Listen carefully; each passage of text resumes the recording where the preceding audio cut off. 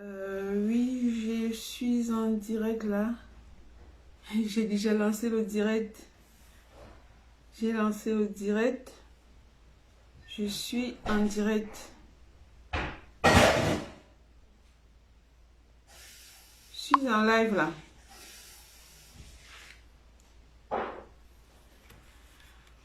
Bonsoir, bonsoir, bonsoir, bonsoir.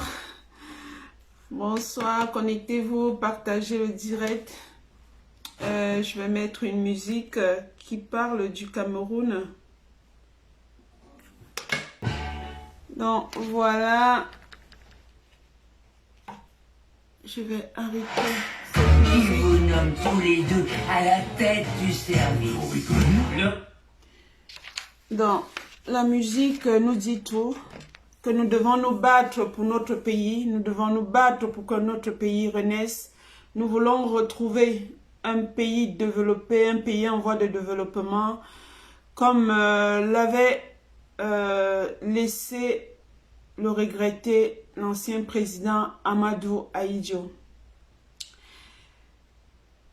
Paul Biya a hérité en 1982 un pays en voie de développement, un pays qui faisait la fierté des Camerounais et de l'Afrique centrale. Aujourd'hui, après 40 ans de dictature et de règne, un règne sans partage, Paul Biya lègue à la jeunesse camerounaise un pays en guerre, un pays qui tue ses propres enfants, un pays pauvre et très endetté, un pays où le tribalisme et la corruption sont une forme de gouvernance, une kleptocratie, un pays où les agents de l'État et leurs familles sont plus riches que l'État lui-même, un pays où l'armée régulière a été transformée en une milice tribale, un pays où toutes les richesses du pays sont devenues la propriété privée des clans et de leurs proches, un pays sans eau, sans électricité, sans route, sans hôpitaux, un pays où on détourne à hauteur de milliards sans être inquiété, un pays où il n'y a pas de liberté d'expression, un pays où on muselle la jeunesse. On a des cas, on peut citer, on peut passer toute la journée à parler du bilan négatif de Paul Biya sans s'arrêter. Il y a tellement de cas. Je parle en gros et je vous laisse. Aujourd'hui, c'est à vous la parole. C'est vous qui parlez, c'est vous qui vous exprimez. On dit la parole libère. Exprimez-vous. Dites pourquoi Paul Biya ne devrait pas se rendre en visite privée à Genève en particulier et dans la diaspora en général. Alors, j'ai quelqu'un qui appelle, c'est une fille, je vais la laisser en ligne. Bonsoir. Allô? Oui, bonsoir Françoise. Bonsoir la fille. Oui. J'ai appelé, j'ai même eu peur que je ne serais pas reçue la première parce que le sujet, je pense que beaucoup de personnes vont venir parce que c'est un très beau sujet. Oui, tu es en direct, donc tu peux t'exprimer, tu peux nous dire pourquoi Paul Biya ne doit pas être là, pourquoi nous le chassons, pourquoi nous sommes aussi remontés contre lui. Faut pas seulement qu'on comprenne, voilà. Donc je te laisse t'exprimer. Merci la Diva Marie-Victoire. Je vais encore dire bonsoir à tous les combattants, bonsoir au Cameroun. Comme je l'ai dit dans ma vidéo ce matin, nous nous indignons aujourd'hui pour la venue de Biya en Europe et surtout en Suisse. Pas parce que nous avons déjà un problème contre lui. Et ce que nous voulons relever aussi ici, avant de démontrer pourquoi on ne veut pas qu'il vienne en Suisse, c'est de dire à la communauté internationale et au peuple camerounais qui suivent les sites aujourd'hui que le but des activités activistes de la révolution, c'est pas de déclencher une guerre civile, parce que nous avions vu des vidéos où certains ont lancé l'appel à mobilisation, où un individu dénommé Billy Akere allait devant la maison du président élu pour le menacer de mort de toutes les façons. Et la question qu'on veut poser à ces personnes, c'est pourquoi ils s'en prennent à la vie du président élu, tout en leur disant que nous allons leur démontrer en quelques points pourquoi nous ne voulons pas de Biya en Europe, pourquoi nous partons nous indigner face à sa venue ici. Rappelons ici que Biya fut le président du Cameroun pendant 40 ans. Et pendant 40 ans, Yaoundé aujourd'hui, le Cameroun en général, nous ne pouvons pas dire qu'on a des routes. Nous ne pouvons pas dire que nous avions des hôpitaux. Nous ne pouvions pas dire que nous avions de l'eau potable, encore moins l'électricité. Si nous nous indignons aujourd'hui pour la venue de Biya au Cameroun, c'est parce que pendant qu'il a été actif, en 2016, il n'a pas été capable de mettre fin à la guerre qui sévissait dans le Nozo. Et on ne comprend pas pourquoi. Si nous nous indignons aujourd'hui à empêcher Biya à venir en Europe, surtout en Suisse, c'est parce que Biya a embastillé les jeunes qui sont sortis dans la rue juste pour demander la gestion, les comptes. Donc nous nous indignons parce qu'il a refusé de libérer les prisonniers politiques, qu'ils soient anglophones ou francophones. Nous nous indignons parce que Biya ne peut pas venir à Genève dépenser autant de sous, alors que même les stades de la CAN ne sont pas achevés.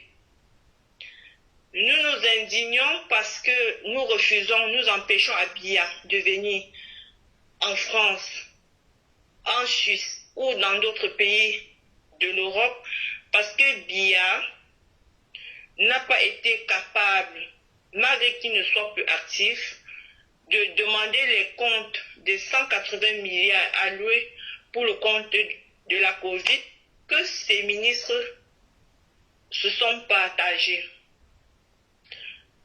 Nous nous indignons parce que depuis que la diaspora et les partis politiques ont demandé la révision du code électoral, Biya se fait passer pour un sourd-muet.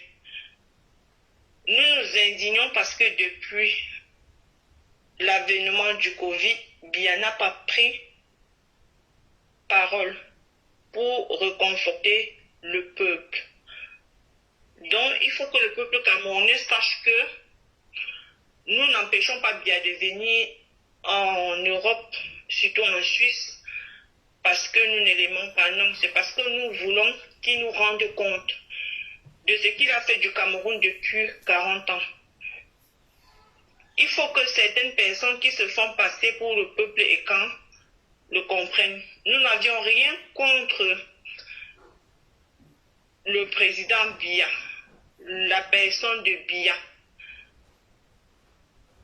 Comme je le dis parce que on voit partout les appels à mobilisation que si les activistes empêchent Biya de venir, de passer son séjour en Occident, ils vont s'en prendre à la vie du président élu Maurice Kamto.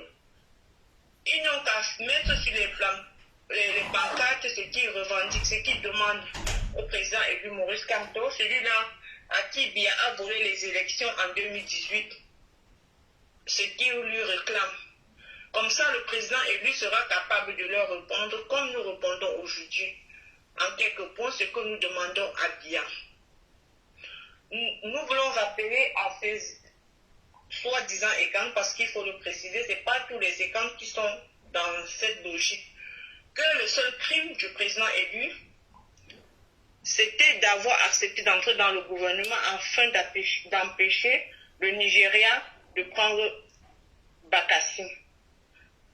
Et un pari qu'il a réussi d'ailleurs. Et quand il a réussi ce pari, il est parti du gouvernement parce qu'il remettait en cause la gestion de ce gouvernement. Je ne comprends pas comment les Camerounais, qui n'ont ni route, ni hôpitaux, ni eau potable, ni électricité, se lèvent pour aller devant la maison du président élu à qui ils savent que les élections ont été volées, qui n'a jamais rien géré, qui ne veut que aujourd'hui un Cameroun nouveau. Qu'ils arrêtent de faire croire aux gens que les activistes sont là dans le tribalisme ou pour créer une guerre civile. Non. Voilà les quelques points pourquoi nous empêchons Abiya de venir en Suisse pour se soigner. S'il avait construit les routes au Cameroun, s'il avait construit les écoles, allez dans son propre village dans le sud. Vous allez voir les écoles en carapote. Or, l'argent qu'il vient dépenser en Suisse, on ne demande pas qu'il aille construire les écoles dans les autres régions parce que ce qu'on doit retenir, c'est que dans le gouvernement camerounais, il y a toutes les régions. Donc, c'est chacun qui doit, étant ministre, gouverneur ou préfet, à bâtir sa région. Donc, arrêtons de manipuler l'opinion publique.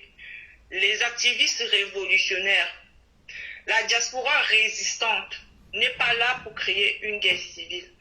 La diaspora résistante, les activistes révolutionnaires sont là pour demander un Cameroun nouveau, pour demander à Abiya des comptes.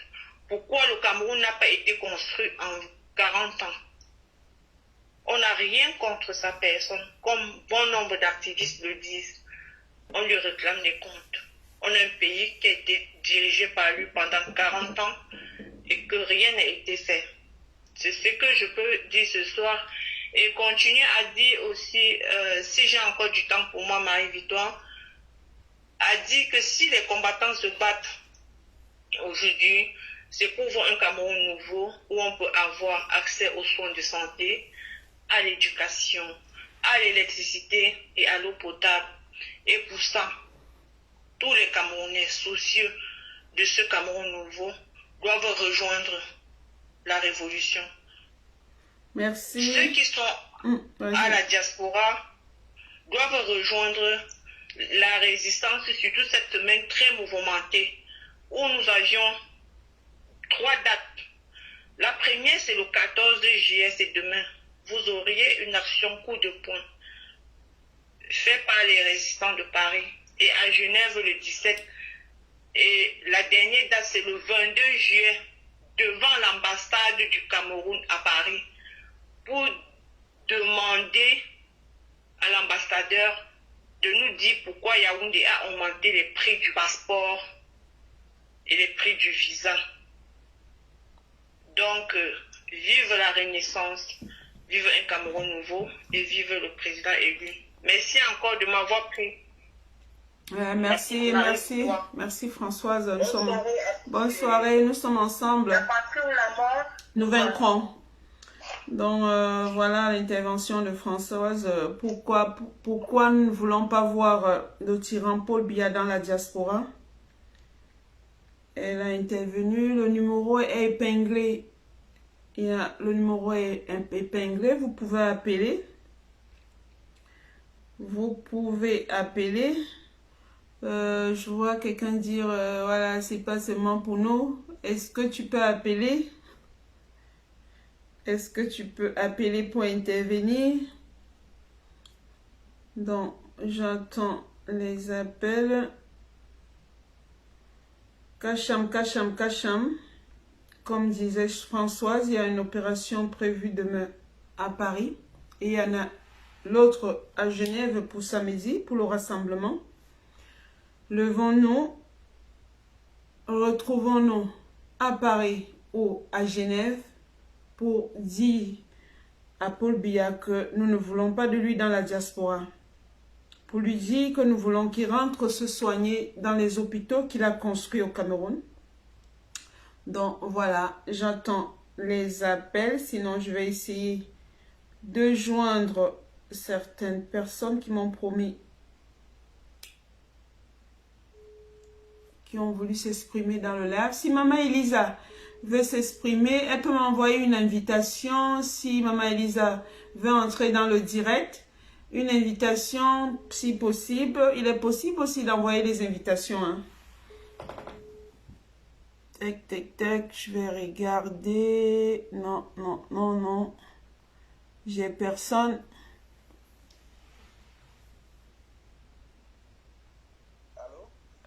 Oui, allô, bonsoir. Ouais, bonsoir Maguillet, comment tu vas? Ouais, ça va. Tu es déjà en direct. Donc là, nous parlons aujourd'hui, nous voulons montrer aux gens pourquoi nous ne voulons pas voir Paul Biya dans cette diaspora. Pourquoi nous nous mobilisons aussi tant pour lui demander de rentrer chez lui ou bien pour le capturer, pour en finir avec lui. Donc, je te laisse t'exprimer. Bien le bonsoir à tous ceux qui sont connectés.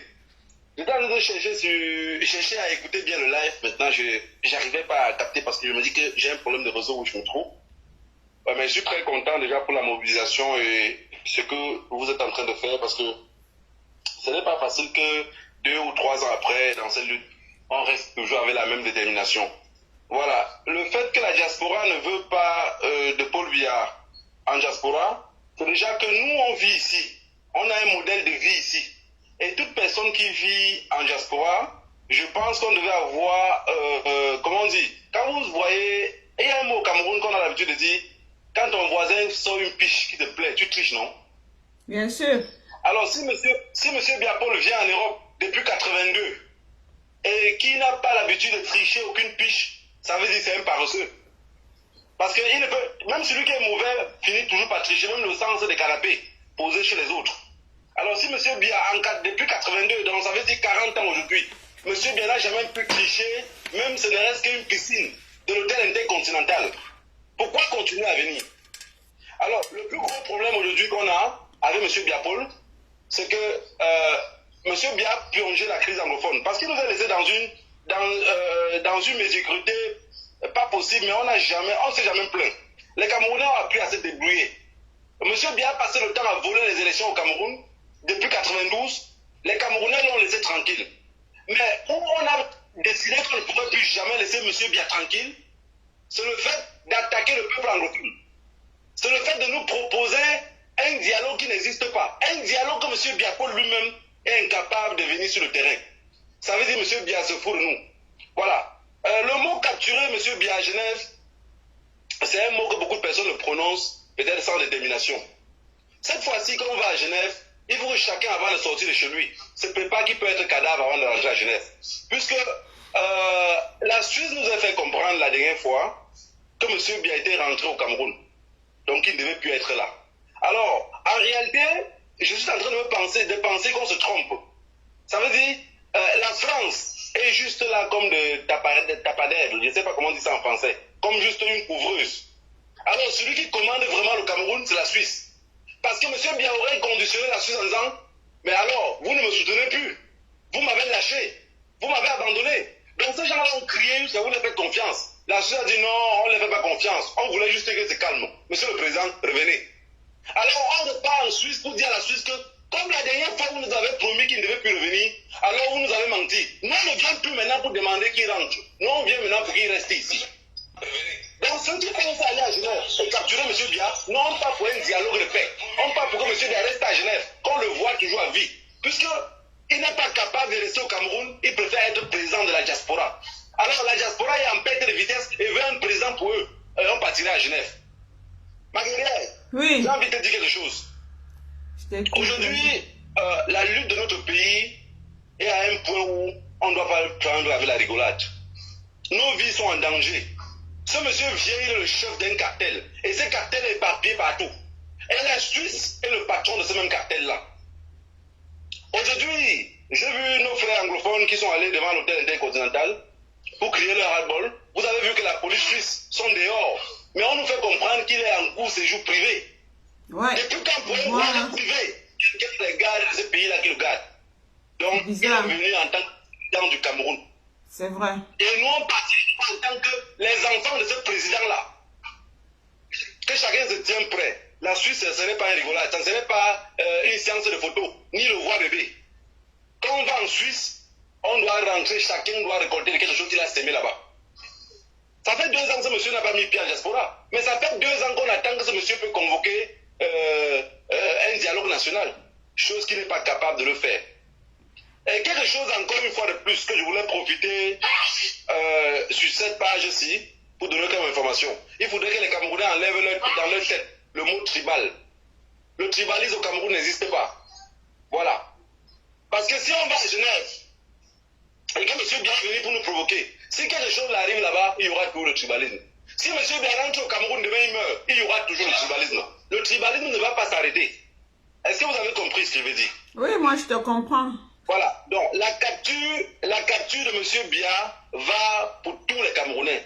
Même ceux qui sont au Cameroun qui ont peur, je suis sûr que leur prière c'est qu'on puisse l'arrêter ici. Je sais que ça ne serait pas chose facile. Je sais que la police suisse serait encore plus violente que la dernière fois. Mais on est préparé à boire les gaz lacrymogènes. Ça fait 2 ans qu'on n'a pas bu de la gaz lacrymogène. Donc chacun prépare son estomac. Ceux qui peuvent faire les pompes, faisez les pompes pour diminuer un peu le ventre, pour aller absorber du gaz lacrymogène. Vraiment, je pense de tout et de rien pour ce pays-là. Je m'imagine tellement de choses. Mais par la prière, parfois, je dis, un jour, ça va se réaliser. Un jour, ça va se réaliser parce que les Camerounais, on en a marre. On en a marre. Un monsieur qui se lève, et j'ai vu des personnes dans l'aéroport danser parce que ce monsieur est en train de quitter le pays. Les personnes qui vont danser, rentrer à la maison, il n'y a pas de lumière. Vous voyez bien que la guerre reste seulement à la diaspora. Le peuple camerounais, à part le peuple anglophone qui lutte depuis 4 ans, 5 ans aujourd'hui, le peuple francophone n'est pas prêt à lutter. Alors, nous, la diaspora, prenons notre destin en main, ma mère. Il faudrait qu'on se tienne prêt à prendre notre destin en main. On ne peut pas se lever, aller tout le temps pour marcher. Et désormais, je voudrais même dire quelque chose qui est encore plus dangereux. Je pense pour moi qu'on ne doit plus marcher à Paris. Parce que Paris, en réalité même, ça ne résonne pas. Parce qu'on marche à Paris depuis, ça ne résonne pas. Et je pense que les Genevois n'ont pas l'habitude qu'on manifeste chez eux. N'ont pas l'habitude qu'on casse. C'est ça, n'ont pas l'habitude de voir les routes barrées. Voilà. Il faudrait qu'on laisse Paris en paix. Et on va plutôt le tyran a l'habitude de venir. Tu as raison, tu as raison. Tu as raison, je ne te coupe pas la parole. Mais tu as raison parce que les Suisses nous ont dit qu'ils ne venaient pas.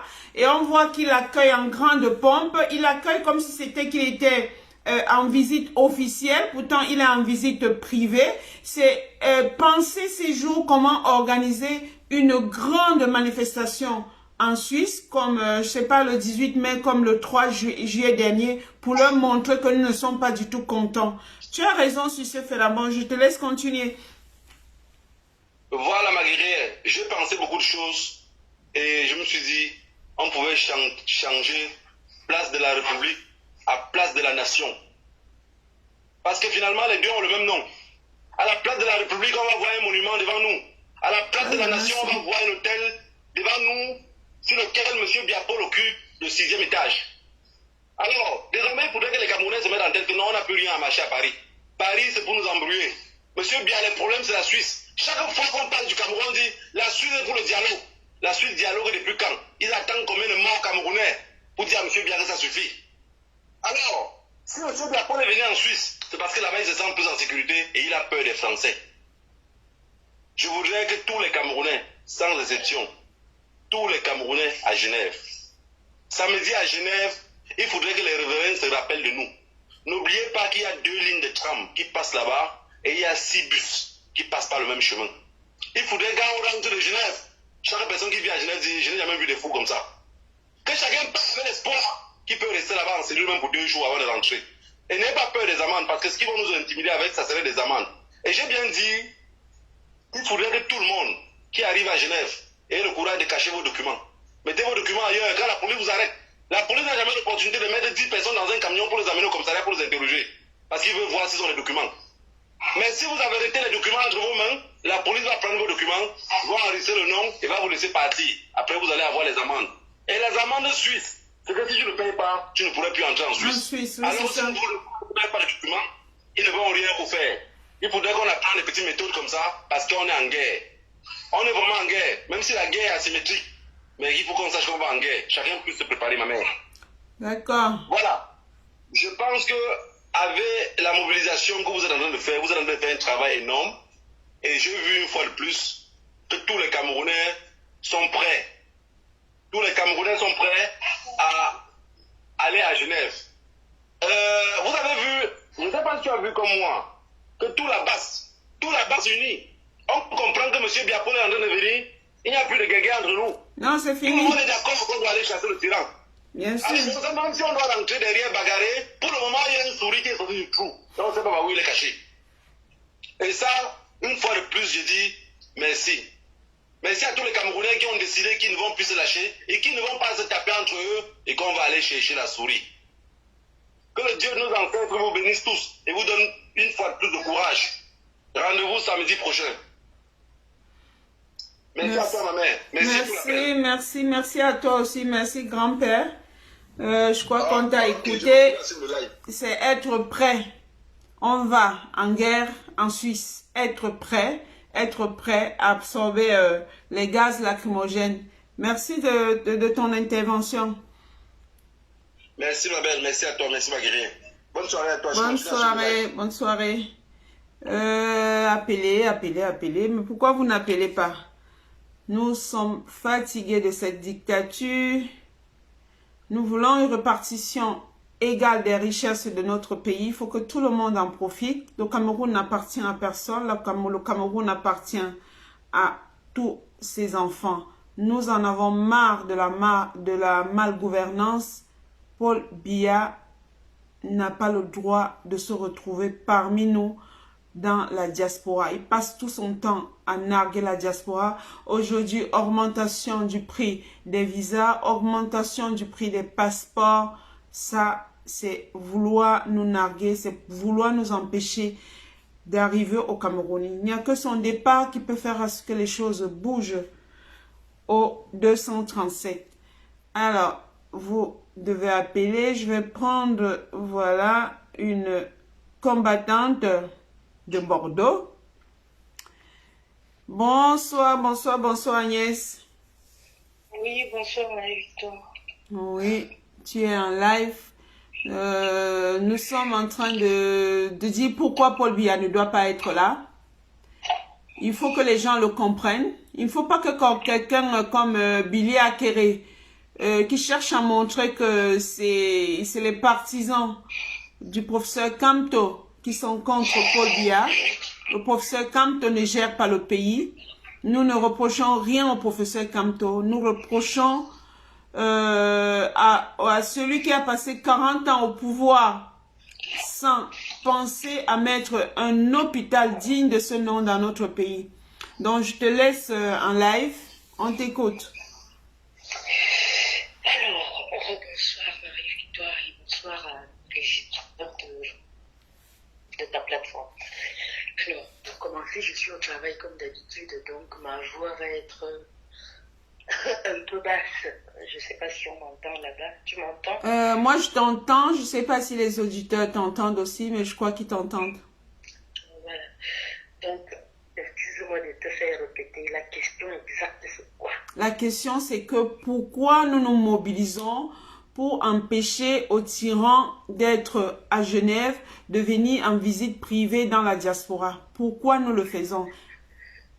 Alors, à mon avis, c'est un droit. S'il est légitime que le peuple camerounais se lève après autant d'injustice pour dire non, pour décrier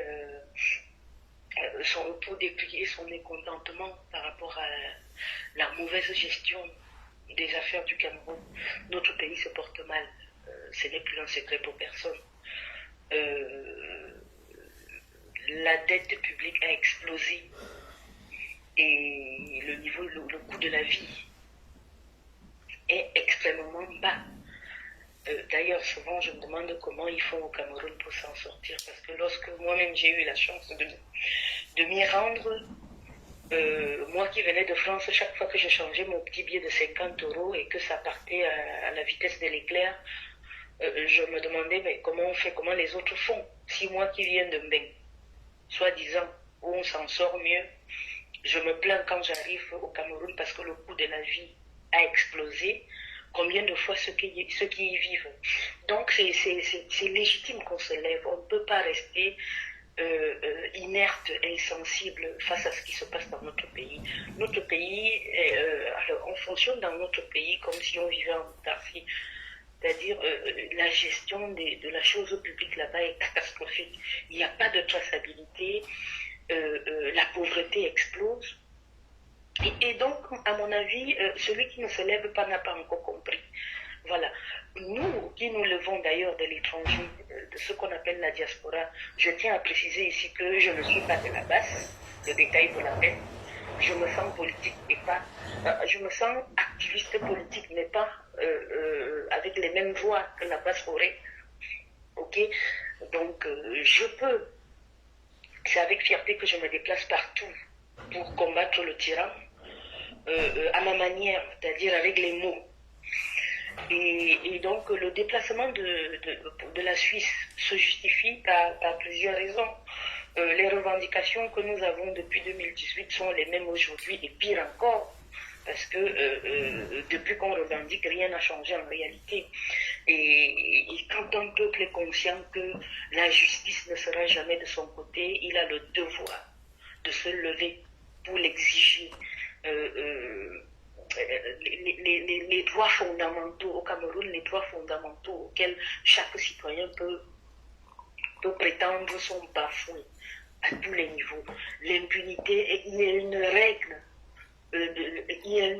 de vie. Alors, la débauche, je ne sais pas comment dire ça, mais bon, je vis en Europe, je travaille dur, je parle là, je suis au travail. J'ai même travaillé dans la journée en plus. Donc, je me bats durement pour gagner mon temps. Mais le Camerounais se lève, il se bat durement comme moi, mais n'arrive pas à s'en sortir. C'est pas pour dire que je m'en sors facilement, je m'en sors à la sueur de mon front. Et c'est pour cela que je me lève, pour que le Camerounais qui se bat comme moi s'en sorte. Je n'ai rien fait pour mériter de vivre mieux qu'un autre Camerounais qui se bat autant que moi et peut-être plus que moi. Donc, moi, je fais partie des enfants qui ont joui des acquis sociaux du Cameroun de la belle époque, pardon. La belle époque à travers ma mère qui était fonctionnaire. Malgré son maigre salaire, on vivait bien. Voilà. Nous avons grandi dans un Cameroun où on voyait des fontaines d'eau à tous les 500 mètres ou je ne sais pas combien de mètres. Nous avons vécu dans un Cameroun où les dispensaires étaient fournis en médicaments. Il y avait des dispensaires opérationnels dans les zones rurales, pour ne pas parler de... Donc, ce Cameroun-là a extrêmement régressé et je ne vois même pas une autre solution. Je ne vois même pas comment un Camerounais digne, un Camerounais debout, pour emprunter l'expression du moment qui fait toller au Cameroun. Je ne comprends pas comment un Camerounais digne de ce nom peut rester insensible à ce qui se passe chez nous. 3 000 milliards de la canne. Tu vas intervenir après. 3 000 milliards de la canne ont disparu sans que personne ne se lève. C'est-à-dire, alors, quand on dit que personne ne se lève, c'est un peu à tort. Parce qu'on sait que, comment on appelle ça, la violence que le régime utilise pour combattre le moindre citoyen qui se lève peut faire peur. Et on peut le comprendre. C'est pour ça que nous, de la diaspora, on a le devoir, on a l'obligation de nous lever pour démontrer à ces gens-là que on est certes parti, mais notre cœur, on est Camerounais, on ne peut pas nous enlever ça. Et donc c'est à ce titre que le déplacement de la Suisse après celui de Paris est indispensable. Paul Biya n'a pas le droit de vivre heureux pendant que le peuple camerounais vit mal. Paul Biya n'a pas le droit de se soigner à l'étranger pendant que le peuple camerounais ne peut pas avoir accès aux soins basiques de santé. Voilà. Nous, on réclame avec le collectif Plus Jamais Ça, avec mon boss Abdelaziz Moundé. Depuis Monique Koumatekel, on a travaillé sur un projet de la sécurité sociale au Cameroun. On a renvoyé notre document au ministère de la Santé. Jusqu'à aujourd'hui, on n'a pas de réponse, rien n'est fait. Mais comment les Camerounais de l'étranger peuvent participer au développement de leur pays les Camerounais peuvent continuer à participer au développement de leur pays en faisant des propositions aussi importantes, aussi cruciales pour le bien-être de tous, et ils sont nargués. Face à tout cela, on est obligé de se lever. Donc Paul Biya en Suisse, pour moi, n'a pas sa place. Je n'ai peut-être pas le courage d'aller le chasser, mais j'ai le courage d'être témoin. C'est-à-dire, je me déplacerai pour la Suisse parce que partout où l'histoire du Cameroun s'écrit, je dois être là. Paul Biya n'a pas sa place en Suisse. Pour la simple raison, comme je dis, que le peuple camerounais souffre.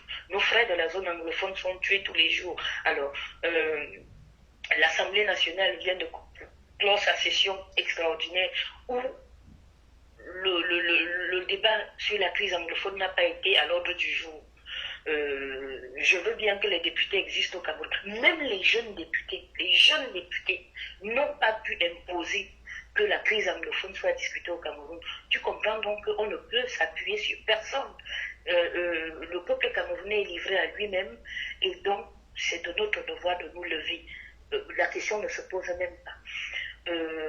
Une chose encore. Oh là là, je voulais aborder un sujet qui m'a échappé tout de suite. Si tu as une question à me poser, ça va m'aider à me relancer. Qu'est-ce que je vais te poser comme question? Je sais que tu as toujours été présente à presque toutes les manifestations et que sûrement tu vas te retrouver avec la délégation de Bordeaux en Suisse samedi. Et est-ce que, comme le disait tout à l'heure d'aide coloniale, ce sera vraiment il faut que nous soyons prêtes. Il faut que nous soyons psychologiquement préparés, qu'on risque de se retrouver tous peut-être en garde à vue. Voilà, es-tu prête à affronter cette... Chaque fois qu'on se lève, chaque fois qu'on prend sur soi de se lever et de se déplacer pour un événement de ce genre, on fait le point avec soi-même et on y va avec conscience. C'est avec lucidité qu'on se lève pour aller à aller affronter un tel combat. Moi, je vais à Genève parce qu'il y a des messages à passer, un peu comme nous avons fait à Paris. Le nombre compte. Parce que, quoi qu'on dise, chaque fois qu'on se lève, le pouvoir de Yaoundé tremble. Les gens ont l'impression que ça ne porte pas ses fruits, mais moi, j'ai la certitude que nos multiples interpellations portent leurs fruits parce que ils commencent à rendre compte. Même s'ils persistent dans les détournements de fonds publics, ils rendent quand même compte. Bon, après l'histoire, quand on a eu Messanga Nyamding il y a 2 semaines à l'émission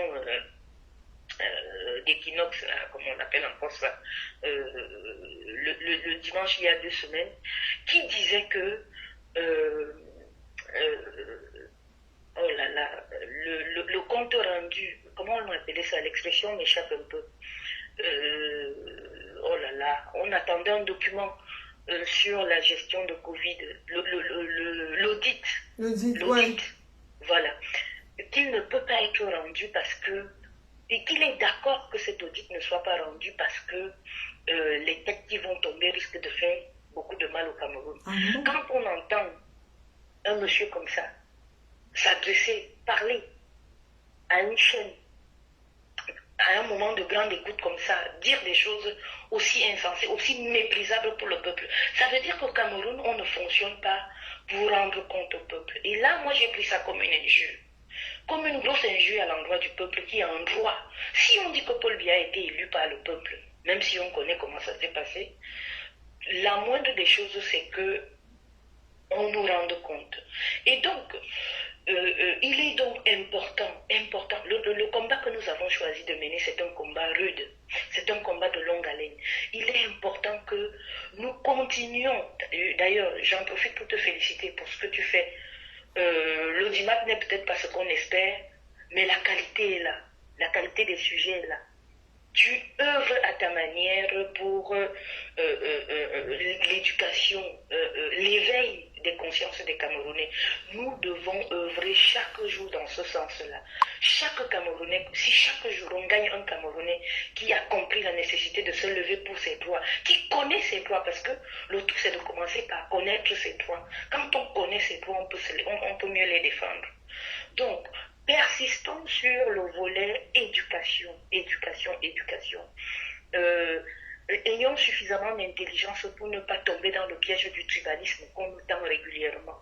Mais on sait tous que le tribalisme est l'injure. Le tribalisme, comme l'injure, c'est l'arme des faibles. C'est l'arme des personnes qui n'ont plus rien à proposer. C'est un peu comme dans l'affaire de Martin Kamimimbe, quand on s'est levé pour soutenir Malika, on nous a dit qu'on était tribaliste. Mais bon, c'était tellement bête parce que là on avait affaire à une Malika, à notre sœur Malika qui est Bassa, et à Martin Camus qui était Bassa, et qui est certainement Douala.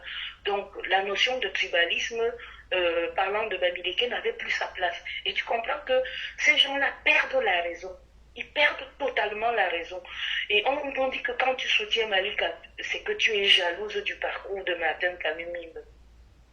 Et c'est pour ça que je dis, on ne doit pas tomber dans ces pièges-là. C'est pour ça que même pour Paris, quand on s'est levé pour aller à Paris, quand la société civile, le 3 juillet, a organisé l'événement, c'était pour battre en brèche toutes ces idées reçues selon lesquelles ce n'est que les Bamileke qui soutiennent le combat pour le changement au Cameroun, ce qui est faux. Et donc c'est pour ça que je dis, le nombre compte. En Suisse, on doit être nombreux. 2, le piège de la Suisse, je ne sais pas ce qui se cache derrière la Suisse, mais j'ai le sentiment qu'ils croient que la diaspora, comme elle a été à Paris le 3 juillet, elle est incapable de payer un déplacement une semaine plus tard. C'est faux. La diaspora fonctionne en mode tontine. La tontine que les Européens même ont déjà commencé à prendre. En France, je dois le rappeler, il y a des blanches qui se réunissent avec des noirs pour faire la tontine. François de le montrer encore ça l'autre jour. Donc, quand on parle de la notion de tontine, c'est que quand un frère est en danger, tout le monde se lève. Et là, on se lève pour le Cameroun et ça n'a ni ethnie, ni couleur religieuse, ni rien. Ce n'est que le Cameroun qui compte à ce moment-là. Donc, pour revenir au sujet du jour, Paul Biya n'a pas voie de vie en dehors du Cameroun. Alors, on parle de l'hôtel continental. J'ai vu à l'ouest et dans plusieurs régions du pays où il y a des ranchs, mais de niveau, des ranchs 5 étoiles, même 6 étoiles. On pourrait même dire 6 étoiles, où Paul Biya ne s'est jamais déplacé pour aller visiter. Donc, Paul Biya doit vivre au Cameroun dans la pauvreté qu'il a instaurée avec nous. Mais ça ne suffit plus. Il faut qu'il dégage. Parce qu'on l'a trop vu. Il faut qu'il dégage. Il ne sert plus à rien au peuple. Il ne sert plus le peuple. Et je me demande si lui-même il est encore au courant de tout. Parce que le Paul Biya que j'ai vu marcher à côté de son épouse, elle-même qui est devenue fil de fer, je me demande s'il comprend encore quelque chose. Mais, ceci dit, officiellement, c'est lui qui est encore au pouvoir. Donc en Suisse, on ira faire le nombre et passer nos messages, c'est-à-dire l'arrêt de la guerre au sud-ouest, les punitions pour les détournements de fonds publics.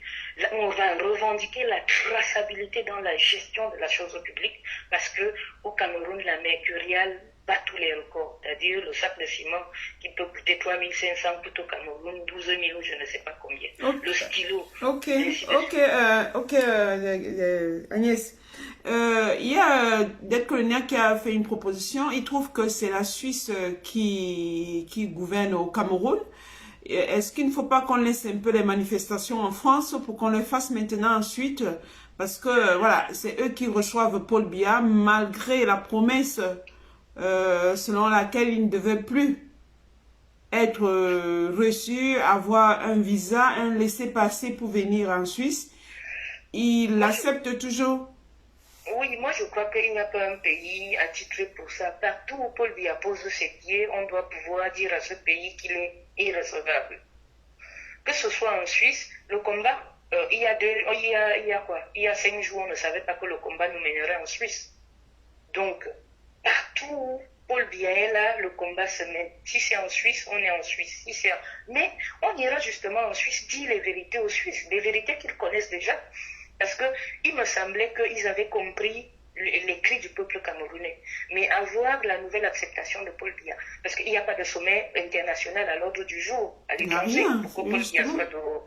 Donc la raison ne peut être que privée. Elle est soit par rapport à l'état de santé, soit pour une villégiature. Donc ça, c'est dépense plus pour le Cameroun, et on dit non.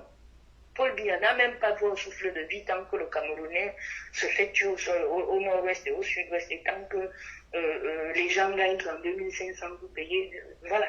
Donc, moi, que ce soit en Suisse ou ailleurs, partout où Paul Biya pose ses valises, nous sommes en droit de venir lui dire que nous ne sommes pas contents. Alors, et pour conclure, je vais dire que Paul Biya, samedi, en Suisse ou pas, il est décidé que c'est en Suisse. Donc, qu'il soit là ou pas, parce qu'il est parti, on fera ce qu'il y aura à faire en Suisse. On passera le message à la Suisse, parce qu'au moins, il a été là. Il aura été là. OK? Donc, on ne part plus. Paul Biya en Suisse ou pas, le combat se fera en Suisse. Maintenant, si Paul Biya en France, comme j'ai entendu dire, le combat doit aussi se faire en France. Le tout, c'est qu'on ne dorme plus jamais. Que chaque Camerounais se lève. Parce qu'on se bat tous. Pour nous tous, pour nos enfants, pour nos familles, et pour... Parce que nous, ici en Europe, on bosse dur. Moi, je dis que tu ne peux pas être résistant, tu ne peux pas faire ce combat si ta vie professionnelle est naze. Ah, ça c'est vrai, tu peux pas. Et les gens doivent comprendre que la vraie qualité d'un combattant, c'est qu'il est d'abord bosseur. Voilà. C'est qu'il est d'abord bosseur. La preuve, te voilà qui est au travail et qui arrive quand même à lever la voix. J'espère que tu ne gênes pas quelqu'un à côté. Non, ma chérie, je dois rappeler que j'ai commencé le boulot ce matin à 7h30 et que j'ai fini à 20h15 et que j'ai embauché à 21h30 et que je finis demain matin à 6h30. C'est ma vie. Ça ne regarde personne, mais je vis comme ça. C'est ça qui me permet aussi de pouvoir me déplacer dès que Paul Biya est quelque part et aller lui dire les vérités. Donc, la vraie magie du combat, c'est d'abord le travail. Si on est oisif, on ne peut pas être un bon combattant. Si on est oisif, on va venir chercher autre chose. Alors que si on se bat soi-même déjà dans sa vie, comme beaucoup d'entre nous, voilà, on fera même... Donc, on ne se bat plus pour nous. Si ce n'est que pour nous, on s'assoit à la maison, on a une victoire. Si ce n'est que pour nous, on s'assoit, mes enfants n'ont pas faim. D'accord. Je travaille et à la fin du mois, je suis sûre d'avoir mon salaire. Je veux que le Camerounais lambda ait les mêmes droits que moi. Oui. Voilà, c'est pour ça qu'on se lève. Donc, voilà. Je te remercie encore de l'invitation. Merci pour ton intervention. On va démarrer pour aller, on sera en cortège. On va démarrer bientôt pour aller en Suisse. Je sais que tu feras partie. Et voilà, nous avons encore peut-être quelques places. S'il y a même des combattants qui sont à Toulouse, qui nous contactent. Et on partira tous ensemble. Donc, ok, beaucoup de courage pour toi. Tu vas demander les excuses au patient peut-être qui est couché à côté de toi. D'avoir entendu du bruit. Bonsoir à tous. Bonsoir. Je commence à être habituée. D'accord. Bonsoir à tous et au revoir. Tu peux couper, je vais appeler notre économiste s'il est disponible. Bonsoir. Bonsoir Marie-Claude. Marie-Victoire. Quelle erreur. Non, tu n'es pas, parce que j'ai toujours en tête les amis qui sont allés défendre le gouvernement, soi-disant dans la casse des ambassades. Ah ouais. Alors, il y a des bâtiments qui brûlent, des bâtiments qui sont tellement endommagés au Cameroun, on ne les a jamais entendus poursuivre le gouvernement camerounais. Voilà. C'est donc, qui les a. Le sujet aujourd'hui, c'est de faire comprendre aux auditeurs, au peuple, pourquoi nous ne voulons pas de Paul Biya en visite privée dans la diaspora. Donc, je te laisse parler, tu es déjà en direct. Parce que nous voulons de Paul Biya en visite officielle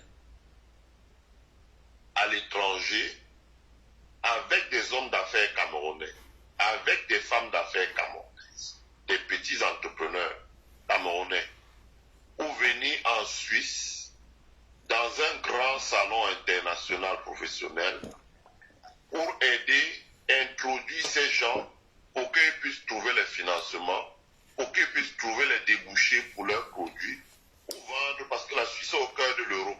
C'est en Suisse qu'il y a les grands salons professionnels. Et pour que ces gens-là puissent gagner des contrats, ces gens-là puissent trouver des financements pour financer leurs entreprises et créer des milliers d'emplois. C'est à ça que sert un président. Parce que depuis 40 ans, Paul Biya est lavé, nourri, blanchi, entretenu aux frais du contribuable camerounais. S'il n'est pas président, je ne suis pas sûr qu'il peut encore prendre un avion personnel. C'est avec l'argent du contribuable camerounais qu'il prend un avion. C'est avec l'argent du contribuable camerounais qu'il a des gardes de corps. C'est avec l'argent du contribuable camerounais qu'il paie les suites. Il loue tout un étage à l'hôtel intercontinental de Genève. C'est avec l'argent du contribuable camerounais que Paul Biya peut louer tout cet avion-là, un Boeing 762, qui coûte 30 000 euros l'heure de vol. C'est avec l'argent du contribuable camerounais. Donc, il vient, au lieu de servir le peuple camerounais, il se sert du peuple camerounais. Personne ne l'a élu. Bon, il s'est imposé par la force. Mais s'il veut dire qu'il est le président des Camerounais, qu'il est élu entre guillemets par les Camerounais, c'est pour servir les Camerounais et non pas pour se servir des Camerounais. Moi, je vis en Amérique. Le président américain enchaîne les vols tous les jours pour aller dans les plus petites villes de l'Amérique. Pour dire voilà ce qu'on va faire pour les écoles, voilà comment on va renouveler les ponts. Voilà, il a voyagé en Europe, voilà, je viens pour que les entreprises américaines gagnent des contrats, je viens, etc. etc. C'est ça un chef d'État.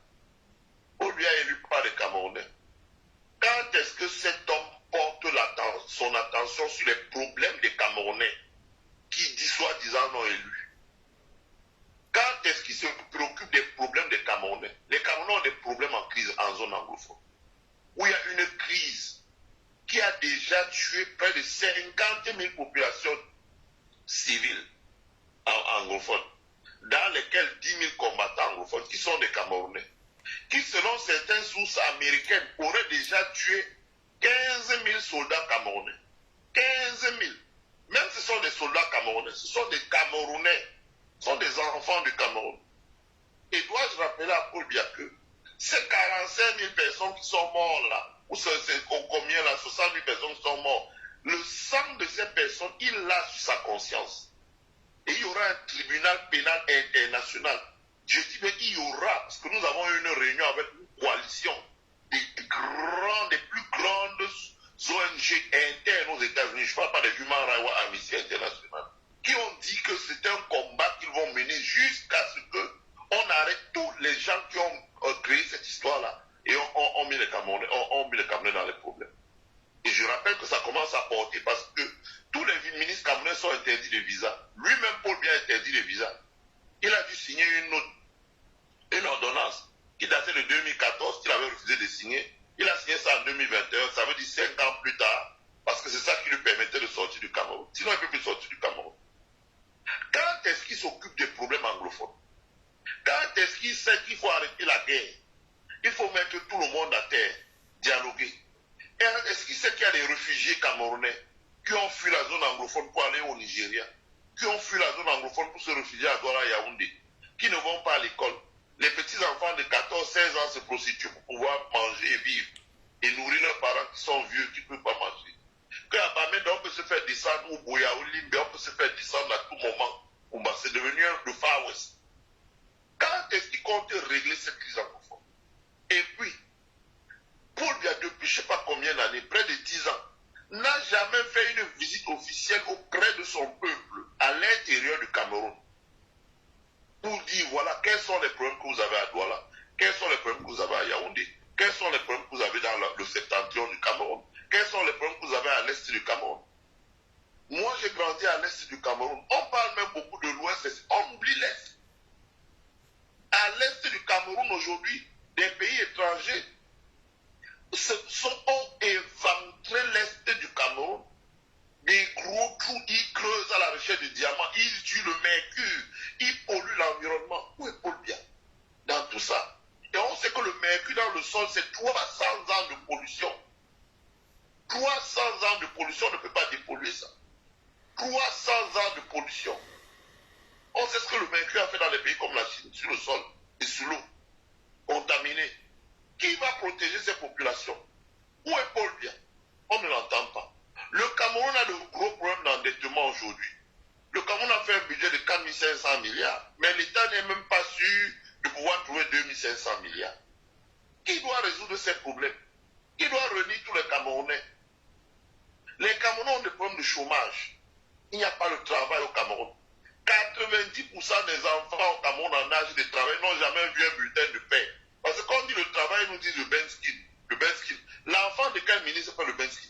L'enfant de quel dignitaire du Cameroun fait le callbox? L'enfant de quel dignitaire du Cameroun est pompiste dans les stations-service pour 30 000 francs par mois? Personne. Combien d'enfants camerounais ont déjà vu un bulletin de paie? Ils travaillent dans les boulangeries, ils travaillent dans les pressings, ils n'ont pas de bulletin de paie. On les paye seulement comme ça sur une main levée, on dit voilà 50 000. Ils signent dans un petit cahier. Ils n'ont pas un bulletin de paie. Ils n'ont pas de cotisation. Quand ces gens auront 70 ans, comment ils vont vivre? Comment ils vont vivre? C'est pour ça que les jeunes ne se marient plus au Cameroun aujourd'hui. Parce que tu vois, tu prends une femme, toute sa famille là, le père, la mère n'ont jamais travaillé, ils n'ont pas de retraite, ils se déversent chez tout, etc., etc., les frères et sœurs. C'est devenu incroyable. Or, s'il y a un capitaine dans le bateau doit rester au Cameroun pour régler les problèmes des Camerounais. Pour mettre les Camerounais à terre, côte à côte et régler les problèmes. Or, on a un président qui ne reçoit que les étrangers. Il reçoit des blancs, surtout les blancs. Il affectionne beaucoup les blancs. Je ne sais pas pourquoi. Moi, un blanc m'avait raconté une histoire en France à l'époque. Je finis par croire que cette histoire peut être vraie, mais je ne peux pas la raconter là parce que c'est un peu offensant. Il ne reçoit que des blancs. On dirait même qu'il paye des agences à l'étranger pour qu'on lui cherche le blanc qui va venir faire le tour dans son palais. Comme ça, il sourit, il se prend en photo. Il ne reçoit pas les Camerounais. Il ne va pas vers les Camerounais. Il n'écoute pas les Camerounais. Nous voyons aujourd'hui, nous sommes à l'ère d'Internet. Nous sommes sur Facebook, nous voyons le journal, la télévision ivoirienne. Nous voyons le journal, la télévision béninoise. Nous voyons le journal, la télévision gabonaise. Ali Bongo, malgré son handicap. Nous voyons le journal, la télévision congolaise au Congo-Brazzaville. Nous voyons le journal du Congo, de la Centrafrique. Nous voyons le journal, la RDC. Nous voyons le journal, l'Angola. Nous voyons ce qui se passe dans tous les pays d'Afrique. Nous voyons comment les présidents reçoivent leur peuple. Voyagent. Les présidents kenyans vont même danser dans les églises, dans les villages, pour communier avec leur peuple. Le nôtre a un mépris des Camerounais. On dirait que, c'est-à-dire qu'une arrogance, un mépris. On dirait que s'il salue un Camerounais, la couleur de son teint va changer. C'est-à-dire que c'est comme s'il a mis trempé sa main dans un pot de caca. Il a un mépris pour les Camerounais, pas possible. Il faut que les Camerounais le considèrent comme Dieu. Et maintenant, il passe outre tout cela, avec tous les problèmes que le pays a. Les 2000 milliards de la canne qui ont disparu. Le scrutin électoral dans notre pays, le mode de scrutin qui est une catastrophe. Paul Biya ne se dit pas qu'après moi, comment sera le Cameroun? Après moi, le Cameroun risque d'être un chaos si la communauté internationale ne vole pas au secours du Cameroun. Paul Biya, lui, s'élève. Voilà, il a fêté son anniversaire, on a vu, il y avait les gâteaux, les champagnes partout, alors que les Camerounais n'arrivent plus à manger le macabo et le plantain aujourd'hui. C'est devenu quelque chose de luxe. Les Camerounais mangent le riz 6 jours sur 7. 6 jours sur 7, les Camerounais mangent le riz. Les Camerounais n'arrivent plus à manger le bâton de manioc. Parce que le bâton de manioc est un luxe. Quand vous touchez 32 500 comme les jeunes de la PHP, dites-moi si vous pouvez payer un sac de riz coûté à 25 000. Si vous touchez 32 500, vous payez un sac de riz. Supposons que vous êtes 3 dans une famille, ça fait 100 000. Vous payez un sac de riz. Il vous manque quoi? Vous ne pouvez même plus payer le manioc, payer le macabo, payer le lignap. Il ne peut même plus manger le ndolé à table. Ne parlons même pas de la morue, comme à l'époque au temps d'Aïtou. Donc les Camerounais vivent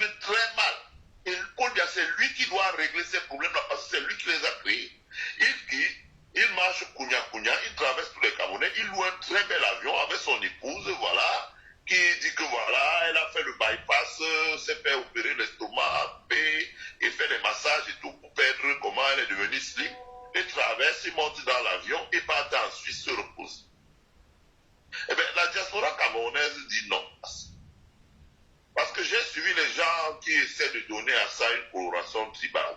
D'abord, ce n'est pas, comme a rappelé Agnès tout à l'heure, ce n'est pas une affaire tribale. Parce que dans les groupes de la diaspora qui se sont mis ensemble pour pouvoir aller manifester en Suisse, il y a tous les Camerounais, de toute ethnie, tribu, tout ce que vous voulez, confession religieuse, il y a de tout type de Camerounais. Je dis bien tout type, je ne peux pas donner plus de détails, mais je dis tout type de tous les Camerounais. C'est même le symbole de l'unité de notre pays, qu'il soit d'expression anglophone, francophone, arabophone, tous les Camerounais sont présents pour manifester. Parce que les gens sont mécontents. Il y a des prisonniers politiques, des gens qui sortent pour exprimer leur mécontentement dans la rue, pacifiquement. Ils n'ont rien cassé, ils n'ont pas violenté quelqu'un. On les arrête, on les met en prison. Mais les gens qui violent une fille pendant 6 heures dans un bureau, après l'avoir droguée dans une bouteille de whisky, ils sont en liberté. Les gens qui arrêtent une fille, ils tabassent alors qu'ils ont publié son image sur les réseaux sociaux en annonçant une fausse nouvelle. On les convoque au commissariat, ils ne viennent pas. Et la pauvre fille maintenant arrêtée, intimidée et tout par là. C'est-à-dire que les Camerounais ne savent plus. Oui, tu disais? J'ai dit violer. Ils l'ont violé. Les Camerounais ne savent plus où mettre de la tête. Les gens sont dépassés. Quand vous appelez même les gens au Cameroun, les gens vous disent vraiment on ne réagit plus parce qu'on est déjà dépassé par cette affaire. Ils vous disent c'est Dieu qui va nous sauver. C'est-à-dire qu'ils se mettent seulement dans la fatalité. Et Paul Biya, lui, il va martyriser ce peuple. C'est-à-dire que, comme Mobutu, et je dis à Paul Biya qu'il va finir comme Mobutu. Sa fin sera identique à celle de Mobutu. Parce qu'il a l'air de s'amuser. S'il ne finit pas comme Mobutu, au mieux il finira comme El Béchir. C'est-à-dire qu'il a le choix entre finir à l'étranger et personne, aucune, à peine il aura mis ses pieds hors du pouvoir là, il ne verra aucun Camerounais se lever pour le défendre. J'ai regardé une vidéo de Billy Akele qui veut toujours se faire voir. On le connaît, c'est un petit malade mental qui veut se faire voir. Bon, il est allé chez Kamto. Moi, je dis aux gens de rester calmes. Parce que ça, c'est la provocation. Parce que Billy Akele, je mets au défi Billy Akele d'aller taper le portail de Kamto. Bam, bam, bam, bam, bam, bam. Kamto sort ici. C'est quoi le portail? À ce moment, on va voir les choses sérieuses vont commencer. Mais ce qu'il a fait, c'est juste une provocation. C'est-à-dire qu'il a très bien compris, les gens qui l'ont envoyé peut-être, qu'il peut parler dans la rue, c'est un espace public. Moi, vous pouvez aller vous mettre devant le palais d'étudier et parler fort. Vous êtes sur la rue, sur la voie publique. À partir du moment sur la voie publique, on ne peut pas considérer ça comme une menace. Mais si il a sonné, et c'est quoi le portail? Là, on va voir comment les choses sérieuses vont commencer. Même un fou va mettre fin à ce cinéma-là. Le Billy Akele, il ne va plus déranger. Il dit même un fou va mettre fin à ce cinéma. Non, ils vont, et maintenant ils utilisent pour tribaliser l'affaire. Oh, c'est la basse. Oh, c'est ceci. Toujours catégoriser les gens. À aucun moment, ils ne peuvent respecter les Camerounais. Comprendre que la basse représente une catégorie des Camerounais qui ont eu le courage de se lever. Peut-être parce que Paul Biya ne peut pas utiliser l'armée, son billet, pour les mater. Qui se lève pour dire ça ne va pas. Les gens ont mal là. Les parents ne peuvent pas accoucher des enfants. Les enfants fréquentent jusqu'à ils ont les masters. Moi, je vois qu'on a des familles au Cameroun, 8 enfants, 5 masters, 0 travail. Les parents ont dépensé, je ne sais pas combien de millions tous les économies pour élever les enfants. Les enfants ont tout type de masters. On demande aux enfants d'aller prendre 30 000, 40 000 dans les stations-service pour remplir l'essence. C'est frustrant. Pendant ce temps, on voit Paul Biya qui dépense l'argent, sa femme dépense, sa fille fait les Instagram et montre comment elle a payé les sacs Vuitton. Franchement, Paul Biya pense que les Camerounais sont contents quand ils se regardent dans une glace. Et maintenant, il nargue les Camerounais en allant à Genève. Les Camerounais de la diaspora ne sont pas contents. Et ils vont à Genève signifier leur mécontentement. C'est de ça qu'il s'agit. Et pourquoi la Suisse accepte que Paul Biya vienne encore chez lui après nous avoir promis qu'il ne le fera pas? Bon, moi j'ai lu quelque chose dans le journal Le Temps en Suisse. Je ne sais pas si c'est vrai. Je ne sais pas quelles sont les sources de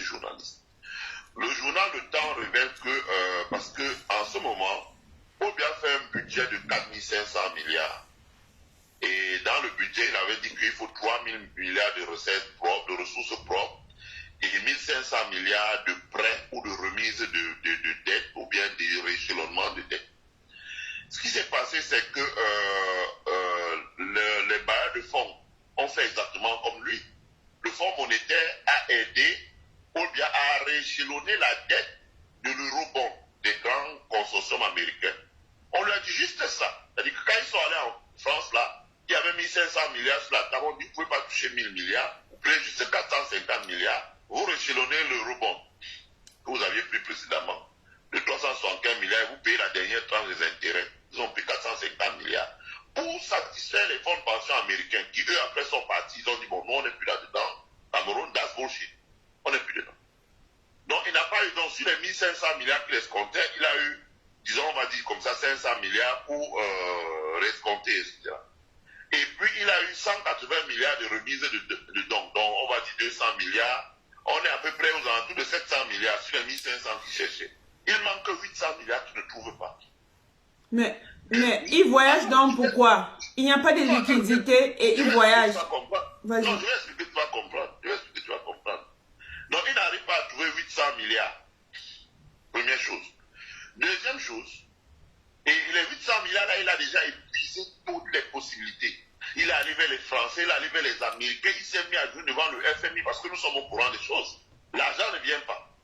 Et deuxième chose, il est dans les 3 000 milliards de recettes propres qu'ils avaient tablées. Les prévisions les plus hyper optimistes disent qu'ils auront 2 000 milliards. Ça veut dire que là où Paul Biya est là, sur les 4 500 milliards, il ne verra en gros que 2 500 milliards, il cherche 2 000 milliards. Or, 2 000 milliards, c'est beaucoup. 2 000 milliards, ça veut dire qu'il ne pourra pas financer la guerre au Nozo. Ça veut dire qu'il ne pourra pas payer les salaires des fonctionnaires. Le salaire des fonctionnaires, c'est 50 milliards par mois. Donc, ça fait 600 milliards. Il ne pourra pas payer les salaires des fonctionnaires. 2 000 milliards, ça veut dire qu'il ne pourra pas faire face au service de la dette. Ça risque de créer de gros problèmes. Parce que si on ne paye pas les fonctionnaires 2 mois là, vous allez voir comment les policiers et les militaires vont réagir. C'est ce qui s'est passé au Soudan. Ils vont dire, bon, nous on reste dans nos bureaux, la population peut sortir. Et les Camerounais ne vont pas hésiter à sortir. Ils vont sortir le plus rapidement possible. Donc, Paul Biya est conscient de ça. Première, il est conscient de ça parce que là, ça met directement en danger son régime. Deuxième chose, c'est que Paul Biya a une préoccupation, c'est que les Américains commencent à faire appliquer les sanctions. Il y a 2 ministres camerounais qui ont demandé le visa. Je n'ai pas eu le nom du deuxième, mais on a au moins eu le nom du premier qui est le secrétaire d'État en prison. C'est un anglophone, j'ai oublié son nom là. Qui ont demandé le visa pour se rendre à l'étranger. Les visas ont été refusés. Et on leur a clairement notifié qu'ils ne peuvent plus avoir de visa. Paul Biya lui-même, nous connaissons le droit international. Paul Biya lui-même a dû utiliser une convention internationale pour sortir du Cameroun. Pour une visite privée. Ça veut dire que le citoyen Biya lui-même est déjà sous sanction. Ça veut dire qu'il a dû signer une convention qui supprime les visas pour les détenteurs de passeports diplomatiques. Ok, je comprends. Ah, d'accord. Maintenant, ce qui fait qu'il est sous sanction, ils sont déjà sous sanction. Les Américains ont déjà mis en place des sanctions et avant de publier les sanctions. Et deuxièmement, il n'y a pas d'argent. Il n'arrive pas à trouver l'argent qu'il avait prévu. Et donc, on dit que dans ce contexte-là, il aurait accepté, ça c'est le journaliste qui dit, il aurait accepté une rencontre secrète dans le cadre de la médiation suisse. Par médiation suisse, qu'à l'époque, on avait dit oui, les États-Unis soutiennent la médiation suisse. Parce que la Suisse avait une fondation, par exemple, on a vu ça en République démocratique du Congo. C'est cette fondation-là qui avait mené la médiation pour une transition pacifique du pouvoir entre Kabila et tous les autres acteurs politiques. On a vu comment ça s'est passé en Suisse, il n'y a pas eu de casse. Donc, les Américains avaient dit, nous soutenons la médiation suisse. Donc, Paul Biya se rend donc en Suisse et c'est pour ça que les autorités politiques suisses sont un peu très actives par rapport à la dernière fois. C'est-à-dire que Paul Biya se rend donc en Suisse pour négocier secrètement. Parce que s'il ne négocie pas, les sanctions américaines vont s'accélérer. Je vous jure, Marie-Claude. d'ici la fin de l'année. Non, c'est pas Marie, non, c'est pas Marie-Claude, c'est pas l'avocat de Jean de Dieu Momo. Mais qu'est-ce que tu as dans la tête avec Marie-Claude? Qu'est-ce qui va pas? Je ne suis pas l'avocat de Jean de Dieu Momo ici en France. Sorry. Vas-y. Donc, il bien sera en France parce que s'il ne le fait, sera en Suisse parce que s'il ne le fait pas, ça va être chaud. Et deuxièmement, il prévoit de se rendre en France comme toujours pour faire le compte rendu. On va le recevoir par la porte de derrière. Tu vois à quel niveau on est rendu. On ne veut même plus s'afficher avec lui parce que Macron est conscient que 2022 c'est les élections et qu'en s'affichant publiquement avec Paul Biya, ça va être chaud. Donc, il prévoit de se rendre secrètement en France pour faire le compte rendu de ce qui, par exemple, s'est passé à Genève. Ce que je peux dire avec certitude, si on suit le journal Le Temps suisse, les journalistes suisses ne sont pas faux, c'est qu'il y aurait des tractations secrètes avec les anglophones. C'est-à-dire que pour qu'on discute, et les États-Unis veulent à minima le fédéralisme ou une confédération. Le fédéralisme avait une très large autonomie ou bien une confédération. Comme ça, c'est fait ailleurs. Donc, Paul Biya maintenant est le dos mûr, et donc il sort. Donc en fait, ça n'empêche pas la diaspora de manifester. Donc, la Suisse l'accepte parce qu'ils viennent négocier la fin de cette guerre, quelque chose comme ça. Oui, parce qu'il y a la fondation suisse, c'est une fondation suisse qui est quand même réputée internationalement. C'est la même fondation suisse qui a reçu le président américain, le président russe. Ou dans le cas parce que le président américain ne veut pas aller en Russie et les Américains ne veulent pas voir le président russe sur leur territoire. Donc il fallait bien que les deux se rencontrent pour parler, pour pouvoir négocier une rencontre de 6 heures quand même. Donc la fondation, la Suisse là, c'est une fondation internationale mais basée en Suisse. Ce n'est pas une fondation des Suisses. C'est une fondation internationale basée en Suisse, comme Amnesty International peut être basée aux États-Unis. Et cette fondation, depuis la fin de la Deuxième Guerre mondiale, a toujours travaillé pour rapprocher dans le cadre de beaucoup de conflits internationaux. Ils ont résolu beaucoup de conflits. Ils ont une bonne expertise dans la résolution des conflits. Je rappelle bien que ce n'est pas une fondation suisse, mais c'est une fondation basée en Suisse. En Suisse, ok. Voilà. Elle est basée en Suisse comme l'Organisation des Nations Unies en charge de questions des droits de l'homme. Elle n'est pas basée à New York, mais basée en Suisse. Donc, elle est basée en Suisse. Et donc, elle, par exemple, c'est cette fondation qui a accueilli le président américain et le président russe. Et d'ailleurs, les Américains ont dit ça à Paul Biya. Que voilà, le président russe et américain sont venus en Suisse s'asseoir, dialoguer une journée pour régler un certain nombre de problèmes. Ils n'ont pas réglé tout, mais ils ont réglé quand même des problèmes qui ont permis de faire baisser la tension entre les deux pays. Alors pourquoi vous ne pouvez pas venir vous asseoir là-bas pour régler les problèmes avec votre peuple? Donc, Paul Biya certainement là-bas. Et les Suisses, certainement, ne veulent pas montrer son activité pour ne pas mettre en colère la base. Et les Camerounais qui veulent manifester parce qu'ils savent que s'ils voient les gens aperçoivent Paul Biya, la tension va monter. Donc, je pense aussi que, compte tenu des manifestations la dernière fois, la Suisse a dû imposer à Paul Biya qu'on ne veut voir aucune image de tes gorilles, on ne veut voir aucune image de toi. Ça doit être le lockdown. C'est que tu arrives. Et même la garde là est très réduite. Donc on lui a dit voilà, c'est la police suisse qui va assurer la garde. Et tu peux avoir 2 ou 3 ou 4 ou 6 ou 5 personnes. Et il est en Suisse dans le cadre des négociations. Voilà ce que je peux dire à ce niveau. Moi je connais bien les leaders anglophones ici. Nous qui sommes aux États-Unis savons qu'ils ont voyagé plusieurs fois pour aller en Suisse. Nous savons qu'ils ont voyagé, avant que Paul Biya ne vienne là, ils ont voyagé plusieurs fois pour aller en Suisse. Il y a eu certaines tractations avec ceux qui sont en prison au Cameroun. D'ailleurs, Ayoub Tabé avait fait un tweet en disant qu'il y a eu des rencontres pour ne rien cacher à qui que ce soit. Donc, Paul Biya va en Suisse pour dialoguer parce que s'il ne le fait pas, les Américains qu'on connaît vont l'étrangler très rapidement. Surtout qu'ils ne tiennent maintenant pas les testicules. Ils peuvent, parce que si l'argent ne tombe pas là, qu'ils ne payent pas 3 mois les salaires des fonctionnaires, mais on ne va pas vous dire. Et si on n'a pas de devises pour commencer à importer le riz et que le prix du riz, que ce que les Camerounais mangent 6 jours sur 7, monte à 50 000 le sac, la famille, l'estomac n'a pas de... quand l'estomac est vide, le cerveau ne fonctionne plus, les gens vont sortir dans la rue. Ben, c'est ce que nous voulons. Il faut que les gens sortent dans la rue. C'est ce que nous voulons. Il faut que le 237 bouge. Ouais. Et il faut qu'on passe un message aux Suisses, c'est que si ils accueillent Paul Biya comme ils l'ont fait pour faire une médiation et qu'ils nous autorisent à manifester, c'est bien. On n'a pas de problème avec eux. On ira manifester, on ira leur laisser le message et Paul Biya peut négocier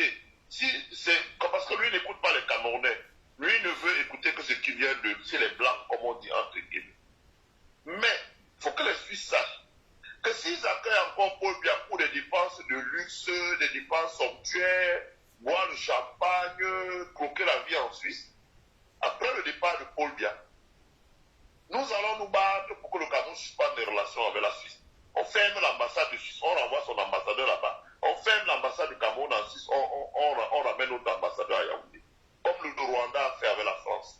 Même pour 20, 30 ans, d'ailleurs, c'est ce que les Amazoniens qui ont manifesté devant l'hôtel aujourd'hui leur ont dit. Qu'on risque de fermer votre ambassade au Cameroun comme le Rwanda a fermé. Parce que vous êtes le seul pays au monde qui continue à recevoir un monsieur qui a pris des décisions qui ont entraîné la vie de plus de 50 000 personnes, militaires de notre... Les Camerounais qui meurent dans l'armée, là, sont nos frères. Les militaires, je rappelle aux Camerounais que lorsqu'il y a eu la crise anglophone, ce n'est pas le gouvernement camerounais qui a sollicité l'assistance militaire des États-Unis. C'est la diaspora camerounaise.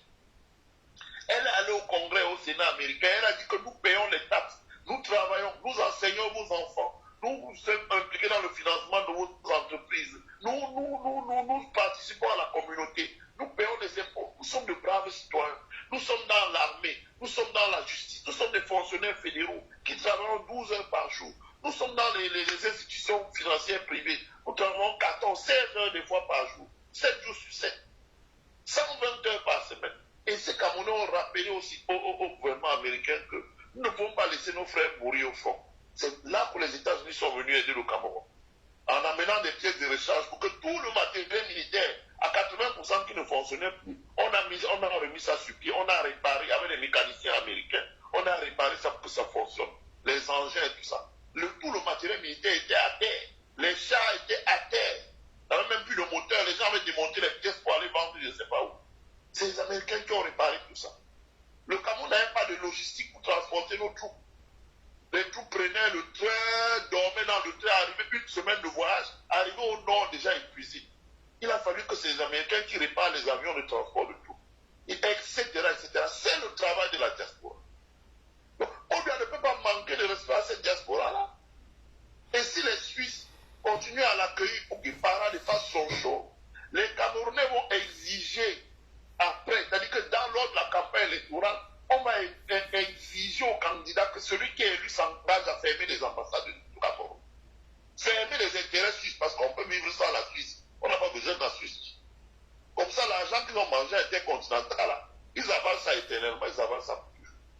Mais en revanche, si c'est dans le cadre de la médiation suisse, comme l'a rapporté le journal Le Temps, la médiation en Suisse, je ne dirais pas la médiation suisse, en Suisse, pour que Paul Biya vienne là, discuter lui, et non plus envoyer son ministre de l'administration territoriale, Tangani, qui vient arrogamment parler aux gens, qui vient lui-même discuter avec son staff, pour trouver commencer un début d'amorce, de dialogue d'abord secret, parce que le dialogue, ça se fait toujours comme ça. Moi, ici, ce qu'on appelle le provost, le préfet des études, ça a été le ministre adjoint de la justice en Afrique du Sud. Il nous dit que quand on a libéré Mandela 10 ans avant, ils avaient déjà des rencontres secrètes où Mandela n'était plus vraiment en prison. Mais il était dans une villa, eux ils allaient dans cette villa-là pour discuter. Mandela repartait en prison, écouter ce que les autres, les Walter Sisulu, les pères des mecs, ils avaient des négociations qui ont duré 10 ans. Et avant qu'ils commencent les négociations en public, on s'était déjà accordé sur les points qui fâchent, et même les points qui ne fâchent pas. Donc on mettait seulement les contours juridiques publiquement, et puis on s'est abouti à la libération de Mandela et au lancement de l'Afrique du Sud. Si Paul Biya va ensuite dans le cadre de ces contacts secrets-là, je peux comprendre que c'est des contacts secrets, il ne peut pas trop en parler, les Suisses ne veulent pas trop qu'il se montre pour ne pas choquer les gens, donc les Suisses ont réduit sa garde. C'est pour ça qu'ils ont intensifié la police devant l'hôtel intercontinental, parce qu'ils savent que si la diaspora voit 40 gardes, ça va énerver tout le monde. Bon, mais cela dit, nous allons manifester samedi, faire comprendre à la Suisse que ce n'est pas assez. Après la résolution de la crise anglophone, il faut aller encore plus loin. Hein? Il faut le code électoral. Il faut que justice soit dite sur les 180 milliards et les 2000 milliards. Il faut un code électoral consensuel. Il faut libérer les prisonniers politiques au Cameroun. Il faut les libertés publiques. Il faut les libertés de réunion. Il faut les libertés d'association. il faut que les syndicats au Cameroun aient un sens. Au Cameroun, il n'y a plus de syndicats. On a tué tous les syndicats. Tu es syndicaliste, aujourd'hui, tu ouvres ta bouche au Cameroun. Tu es peut-être syndicaliste. On a vu ce qu'on a fait aux syndicalistes du secteur de la santé. On te prend, on t'affecte loin à l'oubli, il n'y a même pas d'hôpital. On te dit, bon, on va alors faire la médecine là. Du coup, tu sois sous l'arbre. Des choses comme ça. Bon, on a tellement de problèmes que nous devons résoudre dans notre pays. On ne va pas quand même laisser pour bien malmener un peuple comme ça. Donc, ils ont réduit sa garde, cela veut dire qu'ils ont réduit un peu les dépenses. Et pourquoi Ngongo, le super président, ne fait pas partie de cette délégation? Non, c'est un épouvantail. Moi, je vais vous dire une chose. Biya, c'est un grand manipulateur de l'opinion publique. C'est un grand manipulateur de l'opinion publique. Moi, il y a un journaliste, Sadna, très bien introduit. Je suis économiste qui parfois écrit des papiers économiques et m'envoie et me dit, ouais, mon frère, je ne suis pas un économiste, mais je tiens un coup d'œil. Je jette un coup d'œil, je lui dis, bon, voilà, ça enlève ça par la table, mais ces chiffres-ci, voilà, je lui donne des sources, il arrange un peu. Quand il colle là, son journal, là, on vient acheter ça, peut-être 10 000 exemplaires pendant les ministères. Et il m'avait appelé, il m'a dit, écoute, bien vivant. Il est vivant. Il dit, tu as quel produit? Il m'a dit, non, je l'ai vu. Il est vivant, mais c'est lui-même justement qui manipule l'opinion publique. Pour dire que voilà, il serait mort, ceci, etc., etc. Il joue avec l'opinion publique. Il joue avec l'opinion publique. Ngongo, c'est un épouvantail. Bien, c'est un renard de surface. Il a toujours fait ça. Il joue avec les secrétaires généraux de la présidence. Et quand le moment est venu au besoin, il les sape. Donc, il ne faut pas qu'il nous manipule. Il y a une personne qui prend les décisions au Cameroun, c'est bien. C'est bien qui prend les décisions au Cameroun. Maintenant, il essaie de faire, c'est-à-dire que quand il y a la patate chaude, on fait au style il est mort, et que c'est Ngongo qui aurait pris, et quand il fait ça là, quand il fait ça là, bon, ça distrait l'opinion publique, mais c'est lui qui prend les décisions. C'est lui qui est, comme on dit, accountable, est responsable de tout ce qui se passe au Cameroun. Et c'est à lui que nous devons demander les comptes. Bon, c'est un petit épouvantail. L'épouvantail, c'est ce que vous utilisez pour mettre le vent sur vous quand il fait chaud là et tout. Bon, c'est un épouvantail. Bien sincère pour distraire les gens. Et il ne prend aucune décision. Et au-dessus de Paul Biya, il y a un pays que nous connaissons tous. La preuve est qu'il va en Suisse là, il va traverser sûrement dans une voiture banalisée, ou je ne sais pas moi, peut-être de nuit, je ne sais pas comment ils vont les filtrer, pour aller rendre compte en France, ça c'est certain. Il va aller rendre compte comme il dit lui-même. Parce qu'aujourd'hui, Macron ne peut plus prendre le risque de l'accueillir, quel que soit les... D'abord, Macron avait recueilli d'accueillir dans une visite officielle. Tout ce qu'il avait fait, c'est l'inviter. Il avait trouvé le moyen de l'inviter pour participer à des sommets là. Comme ça, il vient comme s'il est venu aussi assister à un sommet. Et au-détour de ça, ils peuvent se parler. Mais Macron, depuis, vous avez vu, ne veut pas fâcher la diaspora camerounaise en le recevant en visite officielle avec tapis rouge, c'est plus ça. Ça, c'est terminé. Donc, en fait, qu'est-ce que tu nous donnes comme conseil, nous qui irons le chasser en Suisse? De manifester, de faire comprendre. Moi, je dis d'abord, il faut bien sensibiliser les médias. Les médias. D'abord, sensibiliser l'opinion camerounaise, mais c'est non pas la provocation. Parce que, comme a dit Agnès tout à l'heure, regarde quand nous avons commencé, et moi j'adore ta page parce qu'elle est clean. Elle est clean. La femme pas indignée dans l'éducation. Comme a dit Agnès tout à l'heure, la vérité de cette histoire, c'est que ce que nous devons, c'est-à-dire qu'il y a une cellule qui est créée au niveau de la présidence, au niveau du cabinet civil, pour amener les combattants à toujours tomber dans la grossièreté, dans les jus, dans le tribalisme, dans les attaques. On voit quand ils sortent Billy Akeli, c'est pour qu'on monte en puissance en disant Billy aussi monter de puissance. On n'a pas fait. Là où on les fait mal, c'est quand on éduque les gens. Aujourd'hui, je connais des Camerounais qui n'arrivent pas à manger, mais qui ont toujours leurs 1000 francs par semaine pour charger ce qu'ils appellent les mégas, pour regarder les directs de Ngongo, pour regarder ce qu'on fait sur votre page, pour regarder ce que font. Vous avez maintenant vu des gens comme Fridolin Kay, que nous devons encourager. Moi, je cherche à entrer en contact avec lui pour lui financer la connexion. Vous avez des gens comme c'est bien, comme que les gens commencent à parler d'eux puis le pays. Des gens comme les Fridolin Kay qui commencent à parler. parler dans un amphithéâtre. Exact. Sensibiliser les gens, donner les cours, parler de la philosophie. Parce que si nous voulons, ça dit que ce problème c'est quoi? Le problème c'est que si tu veux si tu veux mener la dictature sur un peuple, il faut le rendre amorphe. Il faut changer le code des valeurs. Il faut qu'il ne se retrouve plus. Vous avez vu au Nigeria, les Nigériens ont fabriqué un type qui s'appelait Tibi Joshua. Parce qu'à l'époque, il y avait trop de pauvreté au Nigeria.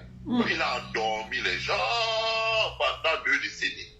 Le jour où la prospérité économique a commencé à revenir au Nigeria, on dit bon voilà, on a besoin que les gens aillent travailler et non plus à raconter leur vie dans une synagogue. On l'a balayé. Il faut lire Machiavel, le prince de Machiavel, pour bien comprendre les techniques de manipulation quand on dirige un pays. On l'a balayé parce que maintenant on va fermer toutes ces histoires-là. Les gens qui aillent là-bas s'assoient un peu, ils vont aller commencer à chercher dans les entreprises. Oui, c'est Ce qui est là, c'est que nous devons réveiller les Camerounais et éveiller les Camerounais, les éduquer, leur expliquer les choses simples, leur expliquer leurs droits, leur expliquer la nécessité de faire ceci, leur expliquer les affaires dans le monde, leur expliquer beaucoup de choses. Et je peux vous dire que les Camerounais regardent ça. Parce que j'ai souvent entendu dire, oh, sur telle page, il n'y a pas 2000 personnes connectées. Il y a peut-être 150 personnes connectées. D'accord. Mais il faut savoir une chose. Comme les gens n'ont pas beaucoup la connexion Paris-Victoire, parce que quand tu es sur une page, il faut souvent regarder les statistiques. Tu vois, les statistiques, la page va te dire, il y avait 44 personnes connectées, mais il y a ceux qui se connectent, ils partaient, il y en a qui se connectent et qui partaient, etc. Mais à la fin, il y a eu au total 600 personnes qui sont venues à tour de rôle. La question c'est, combien de personnes ont téléchargé? Tu vas être surpris on va te dire que ton direct a été téléchargé par 2000 personnes. Beaucoup de personnes n'ayant pas la connexion au pays, voici ce qu'ils font. Ils téléchargent le direct, ils le transfèrent, ils ont des groupes où ils ont peut-être 2000, 5000 personnes, 600 personnes, 500 personnes. Ils utilisent une application qu'on appelle WeTransfer. Ils mettent leur email et ils se transfèrent ça entre eux. Et ils peuvent donc regarder, s'ils ont des laptops, ils peuvent regarder maintenant le direct hors connexion sur leur ordinateur en utilisant Windows Media Player. Et ça leur fait ne pas utiliser les mégas. Je te coupe pas la parole. Il y a Marcelo de Stuga qui dit qu'il faut que nous soutenons Fridolin K. Oui. Moi, je vais chercher à entrer en contact avec Fridolin K et pour le soutenir, pour qu'il faut qu'il ait la connexion. Parce que ce qu'il est en train de faire là, c'est très bien. Parce que quand il va commencer à faire ça pendant 1, 2, 3 mois, ça va réveiller d'autres intellectuels camerounais qui ne fonctionnent pas par le ventre pour qu'ils commencent à parler. Parce que ce qu'il est en train de faire là, c'est bien. Moi, j'ai vu ce soir, il était à 2000 personnes, 2600 personnes. Les gens se connectent parce qu'il commence à éduquer les Camerounais, à réveiller les Camerounais, à éveiller les Camerounais. Parce que le problème des Camerounais, c'est qu'ils sont endormis. On a utilisé la bière. Ça, c'est vrai. La bière. On a utilisé le sexe. On a utilisé les auberges, on a utilisé la musique qui fait beaucoup de bruit, on a utilisé les églises réveillées. C'est ça qui endort les Camerounais. Ne posez pas la question pourquoi les Camerounais ne se réveillent pas. C'est ça qui endort. Or, quand les gens vont commencer à faire comme Fridolin K, commencer à ramener les gens, c'est un philosophe, c'est un homme qui maîtrise les sciences sociales. Commencer à éveiller les gens, commencer à expliquer, commencer à parler aux Camerounais. Et juste quand il a besoin, c'est qu'on lui donne une bonne connexion. Ça veut dire que si pour avoir 30 jours de connexion de très haut débit, il lui faut par exemple 50 000 francs, mais ça nous coûte bien de lui donner 1 000 euros. Il paye ça comme ça pendant 1 an, il a de quoi travailler. Et à partir de là, il va sensibiliser les jeunes, travailler sans attaquer qui que ce soit, travailler, réveiller les jeunes, ramener les valeurs, etc. etc. Et c'est pour ça qu'il reçoit déjà les menaces, parce que je crois qu'il y a son voice ou Bankui. Ouais. Ben, ça a commencé. Parce que, qu'est-ce que quand on avait dit à Paris? Quand on avait dit à Paris, bon, vous savez, la situation qu'on vit aujourd'hui, le pays en ébullition, les gens commencent à réclamer leurs droits. C'est parce que depuis 10 ans, on a commencé à parler. Et quand ils ont vu le fruit de ce que nous on a fait il y a 10 ans, c'est pour ça qu'ils empêchent maintenant que les meetings aient lieu. C'est ça. Il ne faut pas beaucoup pour que les Camerounais se réveillent. Non, il y avait d'abord que tous les intellectuels camerounais avaient peur. Fridolin qui maintenant s'est réveillé, il parle. Peut-être ce sera un autre demain, un troisième, un quatrième. Quand ils vont commencer à parler, éduquer les Camerounais, un matin, les Camerounais sont prêts. Un matin, il y aura un petit lucan qui va s'ouvrir. Peut-être 1 mois, 2 mois, 3 mois, la poule ne paierait pas les Camerounais, les Camerounais vont se jeter dans la rue. Une fois pour toutes. Ça va tarder. Oui, mais c'est ce que Aristide Momo aussi dit le plus souvent. Il faut éduquer, il faut des cellules pour parler aux Camerounais, pour les occuper, pour pouvoir, voilà, pour faire naître en eux cette fibre de révolte, quoi, de revendication. Bien sûr. Quand on parle de l'UPC, pourquoi l'UPC n'est jamais mort jusqu'aujourd'hui? Il y a déjà les Sardiniens qui viennent dans mon direct parce qu'ils ils comprennent que ce qu'on fait est important. Pourquoi on parle de l'UPC jusqu'aujourd'hui? Parce que bon, il n'y avait pas encore beaucoup de Camerounais, mais les gars avaient fait un travail d'éducation. D'éducation. Oui. Moi, j'ai des Par oncles rapport qui aux étaient colons, des ouais. Ils n'ont jamais été à l'école, mais ils savaient lire, écrire, compter. Parce qu'ils étaient secrétaires de section de l'UPC. Ils racontent comment les Oumyobé venaient les apprendre à lire et à écrire, et ils les enseignaient leurs droits. Là, de nuit comme de jour. Ces gars, on ne parle jamais assez de ça. Ils ont abattu un travail d'éducation. Les Wadi, les Oumyobé, les OCD, tous c'était des enseignants. Les Moumiers, tous étaient des enseignants. Ils ont éduqué les Camerounais. Et le travail de l'armée française a consisté à réprimer les Camerounais pour les faire croire que ce qu'on vous a mis dans la tête là, c'est ça qui va vous tuer. Mais aujourd'hui là, si nous on veut que les Camerounais se réveillent, utilisons les réseaux sociaux et éduquons-les sur quantité de sujets. C'est pour ça que moi, jamais je ne ferai une critique contre les combattants, que ce soit la TUI, parce qu'ils font un travail formidable, que ce soit les femmes indignées d'Amnan, parce qu'elles font un travail formidable, que ce soit tous les autres groupes, parce que ces gens font un travail formidable. De rappeler, quand je vois les combattants Kemta font une sortie, bon, il y a les gens qui se moquent de lui, oh, il n'a pas été à l'école, oui, mais à chaque fois, il nous rappelle tout ce qui s'est passé en 90, parce qu'il était un acteur. Il dit, oh, Sani Aladi faisait ceci, oh, celui-ci faisait ceci. Il nous rafraîchit les idées, il a vécu cela. Il était un acteur. Donc, c'est important parce qu'il faut vraiment que les Camerounais se réveillent. Le monde avance. Le monde avance. Je vis en Amérique. Biden a fait un plan qui va accélérer l'Amérique encore à une vitesse. C'est-à-dire qu'on est malade. On dit, ouais, mon Dieu, nous on est où là? Vous passez ici, ouais, on casse les ponts pour reconstruire. Nous on est où? Dans notre pays, il n'y a rien qui se passe. Un pont sur l'ouvrier qu'on a construit, et quand il pleut, l'eau inonde ça de 1 mètre. Il n'y a pas de travail.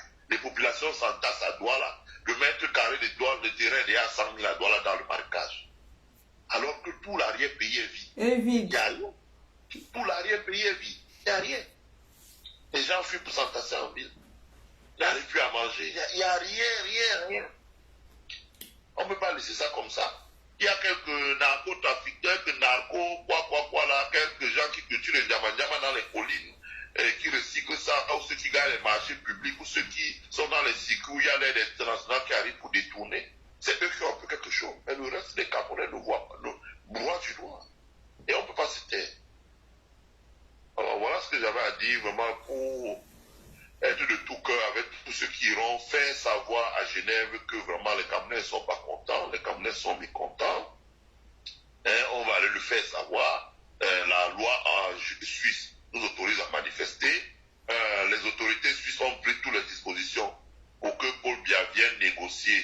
Donc ils ont parlé dans les journaux, mais ils n'ont pas fait de communiqué officiel. Je pense aussi qu'ils ont empêché cette fois-ci qu'il s'exhibe avec ses gorilles. Ils ont dû le mettre, ils ont dû tracer, baliser le terrain, ils ont mis les conditions. Et moi, ce que je sais, en ayant recoupé les informations, c'est qu'il vient pour une négociation sur ce qui va se passer en zone anglophone. Peut-être que ça ne va pas déboucher là sur quelque chose, mais ça va déboucher certainement. Et je rappelle que c'est cette négociation-là qu'ils avaient appelé à Yutaba au Nigeria. Le pauvre Tibi pensait qu'il part pour la négociation. Comme c'est les gens qui aiment jouer à russe, ils l'ont arrêté plutôt pour le déporter à Yaoundé. À Yaoundé, justement. Ouais.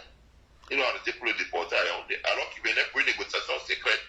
C'est pour ça qu'aujourd'hui, les anglophones disent non, voilà, nous, négociation secrète, on veut ça en Suisse. Bon, les Américains ne veulent pas trop s'encombrer ça sur leur territoire parce que eux, ils se donnent la possibilité que. Parce que j'explique quelque chose, c'est très important ce que je veux dire. Et que les Américains se disent voilà. Si doit avoir lieu sur notre territoire. Ça doit être comme pour la Serbie. C'est-à-dire que c'est un dernier ressort. C'est-à-dire que c'est genre, peut-être, on négocie, on vous met sur une base militaire et on négocie la confédération. Et on signe la confédération là. Et on ne veut plus rien entendre ni de la France, ni de qui que ce soit dans les ressorts. Donc, en premier ressort ou en deuxième ressort, parce qu'en premier ressort, ça a été le dialogue. On a laissé à Paul Biya, il n'a rien fait. Et j'avais bien dit, après ce qu'on a appelé le dialogue, que après le dialogue là, si Paul Biya ne veut rien faire, s'il n'y aura plus de négociation au Cameroun, ça ne sera qu'à l'étranger. Donc, là maintenant, on le met dans une négociation libre, non contraignante. Il a encore la possibilité à l'international. Mais si ce qui va sortir de la Suisse, il continue à ruser, parce que j'ai vu le journal de Post anglophone aujourd'hui, il dit qu'il va utiliser le Parlement. Depuis quand Paul Biya utilise le Parlement pour régler un problème au Cameroun? Depuis que la crise anglophone a commencé à 5 ans, le Parlement n'a jamais été autorisé à faire un débat parlementaire. Il a toujours bloqué ça. Et il prend tous les jours les textes par ordonnance. Ça veut dire qu'il se passe du Parlement. Il décide lui-même à la place du Parlement. Pourquoi il ne veut pas prendre les ordonnances pour régler ces problèmes? Et comment on dit que le Parlement va débattre? Donc il veut gagner du temps. Et avec les États-Unis, s'il veut gagner du temps, le jour, je dis toujours qu'il regarde ce qui s'est passé en Serbie. Les Américains ne changent pas de mode opératoire. Le jour ils auront mal, ils ont dit, bon, vraiment, vous a laissé assez de temps, ça n'avance pas. Ils vont vous pêcher, ils vous amènent ici aux États-Unis. Ils vous mettent sur une base militaire et vous sortez de là avec un accord qui dit que voilà, c'est la confédération. C'est-à-dire qu'il y aura deux États. Il y aura l'État du Southern Cameroun, il y aura l'État du Cameroun. Côte à côte. L'armée camerounaise ne pourra plus entrer dans le Southern Cameroun sans que le gouverneur du Southern Cameroun ne l'y ait appelé. Il n'y aura même plus la police camerounaise au Southern Cameroun, ni la justice. Ce sera deux États côte à côte. Ce qu'elle pourrait avoir en commun, c'est une ambassade où il y a une section Southern Cameroun et il y a une section État du Cameroun. Donc il faut qu'il fasse très attention, qu'il règle ces problèmes-là. Bon, maintenant il est en Suisse pour ça. J'espère que, bon, à son retour au Cameroun, il va dire pourquoi il est parti. Et non pas rester muet. Peut-être qu'il attend de rendre compte à Macron avant de nous dire, à parler à nous, parce que lui, il a plus de respect pour la France que nous. C'est qu'il préfère d'abord parler aux Français et nous. Bon, je sais que Facebook t'a muselé.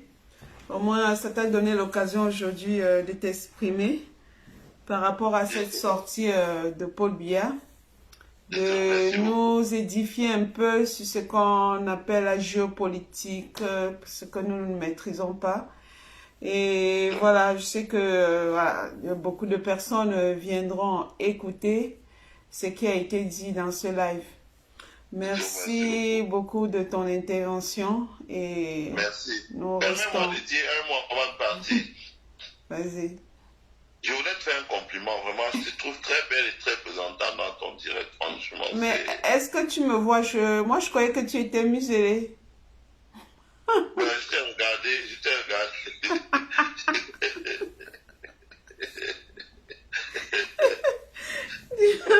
Comment tu as fait? Merci. On m'a muselé, je ne peux pas poster. Ah, d'accord, mais tu peux te connecter. Ok, c'est bon. Ah, d'accord. Bon, c'est pas grave, nous, on peut t'aider à poster. Hein. Si tu as quelque chose à faire, n'hésite pas. Tu envoies au fit et puis le fit le mettent sur la toile. Donc, bon après-midi là-bas, chez vous, je crois c'est après-midi. Bonne soirée ici, chez nous, c'est la nuit. Et voilà, je ne savais pas que les Ambaboy sont allés devant Intercontinental manifester aujourd'hui. Ça, c'est une bonne chose. C'est une information pour moi. Ok, bon, bonne soirée et on reste connecté. Au revoir. Merci bien, merci. Bye. Bye. Je vais faire intervenir ici une fille qui va clôturer ce direct, sauf s'il y a des gens qui veulent appeler. La fille Sabine va parler un peu de la manifestation, du rassemblement et autres. Et elle pourra aussi nous dire en quelques mots pourquoi nous sommes dehors pour demander à Paul Biya de rentrer chez lui. Bonsoir Sabine. Oui, bonsoir Marie. toi. Voilà. Bonsoir à tout le monde. J'aimerais que tu clôtures ce direct, voilà, en quelques mots, tu nous dises pourquoi tu es dehors pour dire à Paul Biya de rentrer chez lui et que tu nous parles un peu de la manifestation, que tu mobilises et autre chose. Donc, je te laisse parler. Exactement. Avant de dire mon propos, je vais remercier une fois de plus Ndemo Info et toutes les personnes qui ont intervenu avant. Vraiment, c'était très édifiant. Nous apprenons beaucoup autour de notre communication. Je dois dire, et c'est l'avis de beaucoup de personnes, que Paul Biya, même s'il vient négocier, c'est une situation qu'on aurait pu éviter. Paul Biya aurait dû comprendre que la République, ce n'est pas une épicerie. Il aurait dû comprendre que dans une République, il faut respecter les institutions. Paul Biya, c'est un président médiocre. C'est un président qui méprise son peuple. Il est arrogant, mais cynique. La situation dans laquelle le Cameroun se trouve aujourd'hui aurait pu être évitée si seulement Paul Biya respectait les institutions et qu'il ne volait pas les élections depuis. Il serait parti, le peuple camerounais serait en paix aujourd'hui avec quelqu'un d'autre. Maintenant qu'il nous a foutu dans la merde et qu'il vient encore en Occident se moquer de nous, moi je dis qu'Acham, tout le peuple camerounais doit sortir. Quelles que soient les raisons qui ont amené Paul Biya en Suisse, Paul Biya ne peut pas être la solution des problèmes qu'il a causés au peuple camerounais. Il a fait trop de mal à notre peuple. Alors je dis que tous les combattants doivent se lever pour soutenir les actions qui sont en cours. Demain, mais surtout samedi, nous devons dire au peuple suisse que nous ne sommes pas venus à Genève en 2019 pour faire de la récréation, pour s'amuser. Non. Les souffrances du peuple camerounais sont profondes. Et Paul Biya ne peut pas faire partie de la solution. Qu'on laisse les Camerounais, que vraiment on laisse les Camerounais s'asseoir, comme Ndemo l'a dit tout à l'heure. Les Camerounais sont des personnes intelligentes, ce sont des personnes bosseuses, ce sont des personnes qui ont toutes les qualités. Mais comme Paul Biya est venu avec la médiocratie, il a mis le pied, c'est-à-dire que toute personne qui est intelligent, qui veut émerger, il s'asseye dessus avec tout leur tard. Je ne veux pas revenir dans les détails. Nous sommes allés à Paris dernièrement le 3 juin pour dire à Paul Biya d'arrêter la sale guerre dans le Nozo, de libérer les prisonniers politiques, de convoquer un véritable dialogue inclusif où il mettra tous les enfants camerounais autour de la table pour discuter des problèmes du Cameroun. Aujourd'hui, le Nozo a pris les devants dans leurs revendications et on voit toutes les souffrances qu'on leur impose. On tue les Camerounais au Nozo, pourquoi? Mais c'est tout le peuple camerounais qui souffre.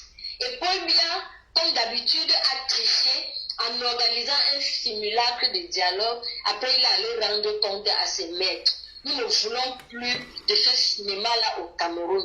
Il est urgent que Paul Biya convoque un véritable dialogue inclusif au Cameroun. Il est urgent une révision du code électoral au Cameroun. Il est urgent que le peuple camerounais choisisse enfin lui-même ses dirigeants. Ce n'est pas la dictature de Paul Biya de 40 ans là, il y en a marre. Enough is enough. Nous disons non au gré à gré. La République, ce n'est pas une épicerie familiale. La République, ce n'est pas une monarchie. Il est urgent que les personnes qui ont pris notre pays en otage, les personnes qui siègent à Yaoundé, qu'ils retournent dans leur cahier d'école, s'ils ont fait des écoles. Parce qu'Atanga disait un ancien braqueur.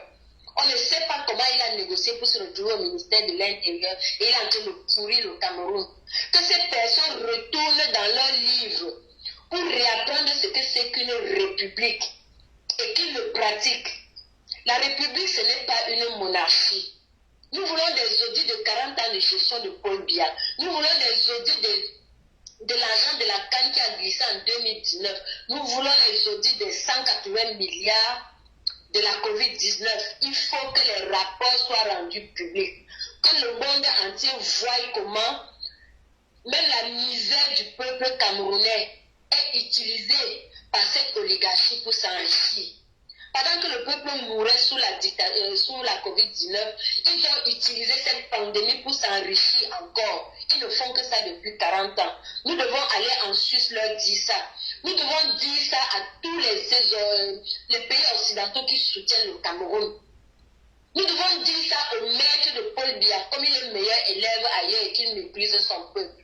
Alors nous devons nous lever pour dire à toutes ces personnes-là qui en ont marre, le peuple camerounais en a marre de subir les affres de la dictature de Paul Biya. Ce ne sont pas leurs enfants qui meurent aux autres, ce sont nos enfants.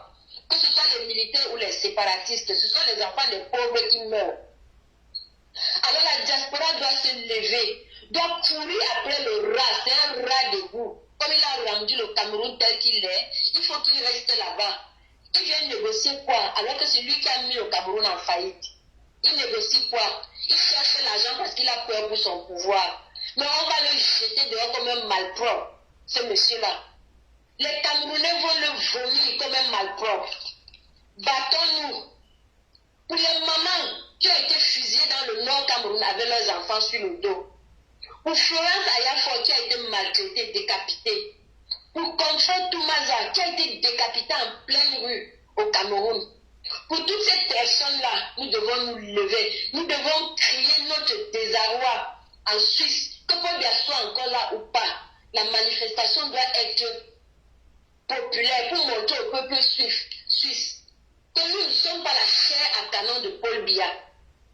Le peuple camerounais n'est pas de la chair à canon. Paul Biya a mis notre pays en faillite. Levons-nous massivement. Levons-nous urgemment partout dans les capitales européennes, partout où Paul Biya est censé être passé. Nous devons aller là-bas leur laisser le message des peuples camerounais. Bébé Martha n'avait que 4 mois. Dans son sommet, la milice de Paul Biya a tiré sur ce bébé. Vraiment, on n'arrive plus à qualifier les affres de ce régime. Notre pays vit des situations, mais la communauté internationale le sait. Nous ne savons pas pourquoi ils continuent de recevoir Paul Biya, mais nous devons leur montrer que le peuple camerounais en a marre. Nous en avons marre. Levons-nous massivement à Genève samedi prochain. Levons-nous massivement dans toutes les actions qui sont organisées dans la diaspora pour créer notre ras-le-bol à la communauté internationale. Pour créer le ras-le-bol de tous les enfants du Cameroun, des enfants de Gabou, de toutes ces femmes assassinées en Gabou, pour les enfants assassinés de l'école Madre Francesca. Levons-nous massivement, peuple camerounais de la diaspora. Levons-nous massivement pour dire ça suffit, pour chasser, c'est-à-dire pour déraciner la dictature de Paul Biya et le pousser avec son système vers la Cour internationale de justice parce qu'ils doivent être jugés. Leurs crimes sont nombreux, que ce soit sur le plan financier, que ce soit la vie des Camerounais qui meurent. Ils doivent être jugés, ils doivent rendre gorge pour tout le mal qu'ils ont fait au peuple camerounais. Donc je suis vraiment en disant merci à toutes les personnes qui ont intervenu ce soir sur la page de femmes indignées TANAP. Je ne vais pas garder la parole longtemps, Marie-Victoire Gitelaran. La patrie ou la mort, nous vaincrons. Restons debout et focus. Notre ennemi commun, que nous soyons du sud, quelle que soit la tribu, je ne veux même pas en parler. Nous avons un seul ennemi qui a détruit le Cameroun, c'est Paul Biya. Vous vous rendez compte de l'avion qu'il a pris, un avion banalisé, loué un avion pour voyager, alors que quand il prenait le Cameroun, la Cameroun avait une belle flotte. Il a détruit le Cameroun sur tous les plans. Vraiment, il est temps qu'il rende gorge, qu'il finisse ses négociations, il rentre au Cameroun résoudre la crise anglophone et arranger les institutions camerounaises avant de venir nous rendre compte après. Merci beaucoup pour ce direct ce soir. Ok, merci, et merci à toutes les personnes qui ont intervenu. Merci à Sabine, merci à toi Sabine. Hop. Donc, en fait, on va clôturer. Nous ne voulons plus d'un président, d'un gouvernement qui humilie son peuple. Nous ne voulons plus d'un gouvernement qui détourne les biens du peuple. Nous ne voulons plus d'un président qui tue son peuple. qui méprise, qui se moque de son peuple à travers certains médias. Nous ne voulons plus d'un président qui appauvrit son peuple. Nous ne voulons pas d'un président égoïste, d'un méchant, d'un Lucifer. Rendons-nous tous en Belgique samedi, à Genève samedi, à Paris demain. Faisons-le pour les martyrs de la démocratie au Cameroun, pour tous les prisonniers politiques qui sont aujourd'hui enfermés dans les geôles pour leurs idées. Levons-nous et dirigeons-nous vers Genève. Le nombre fait la force. Sur ce, je vous remets la musique d'Elvis Kemayou. Au revoir. Sur ce,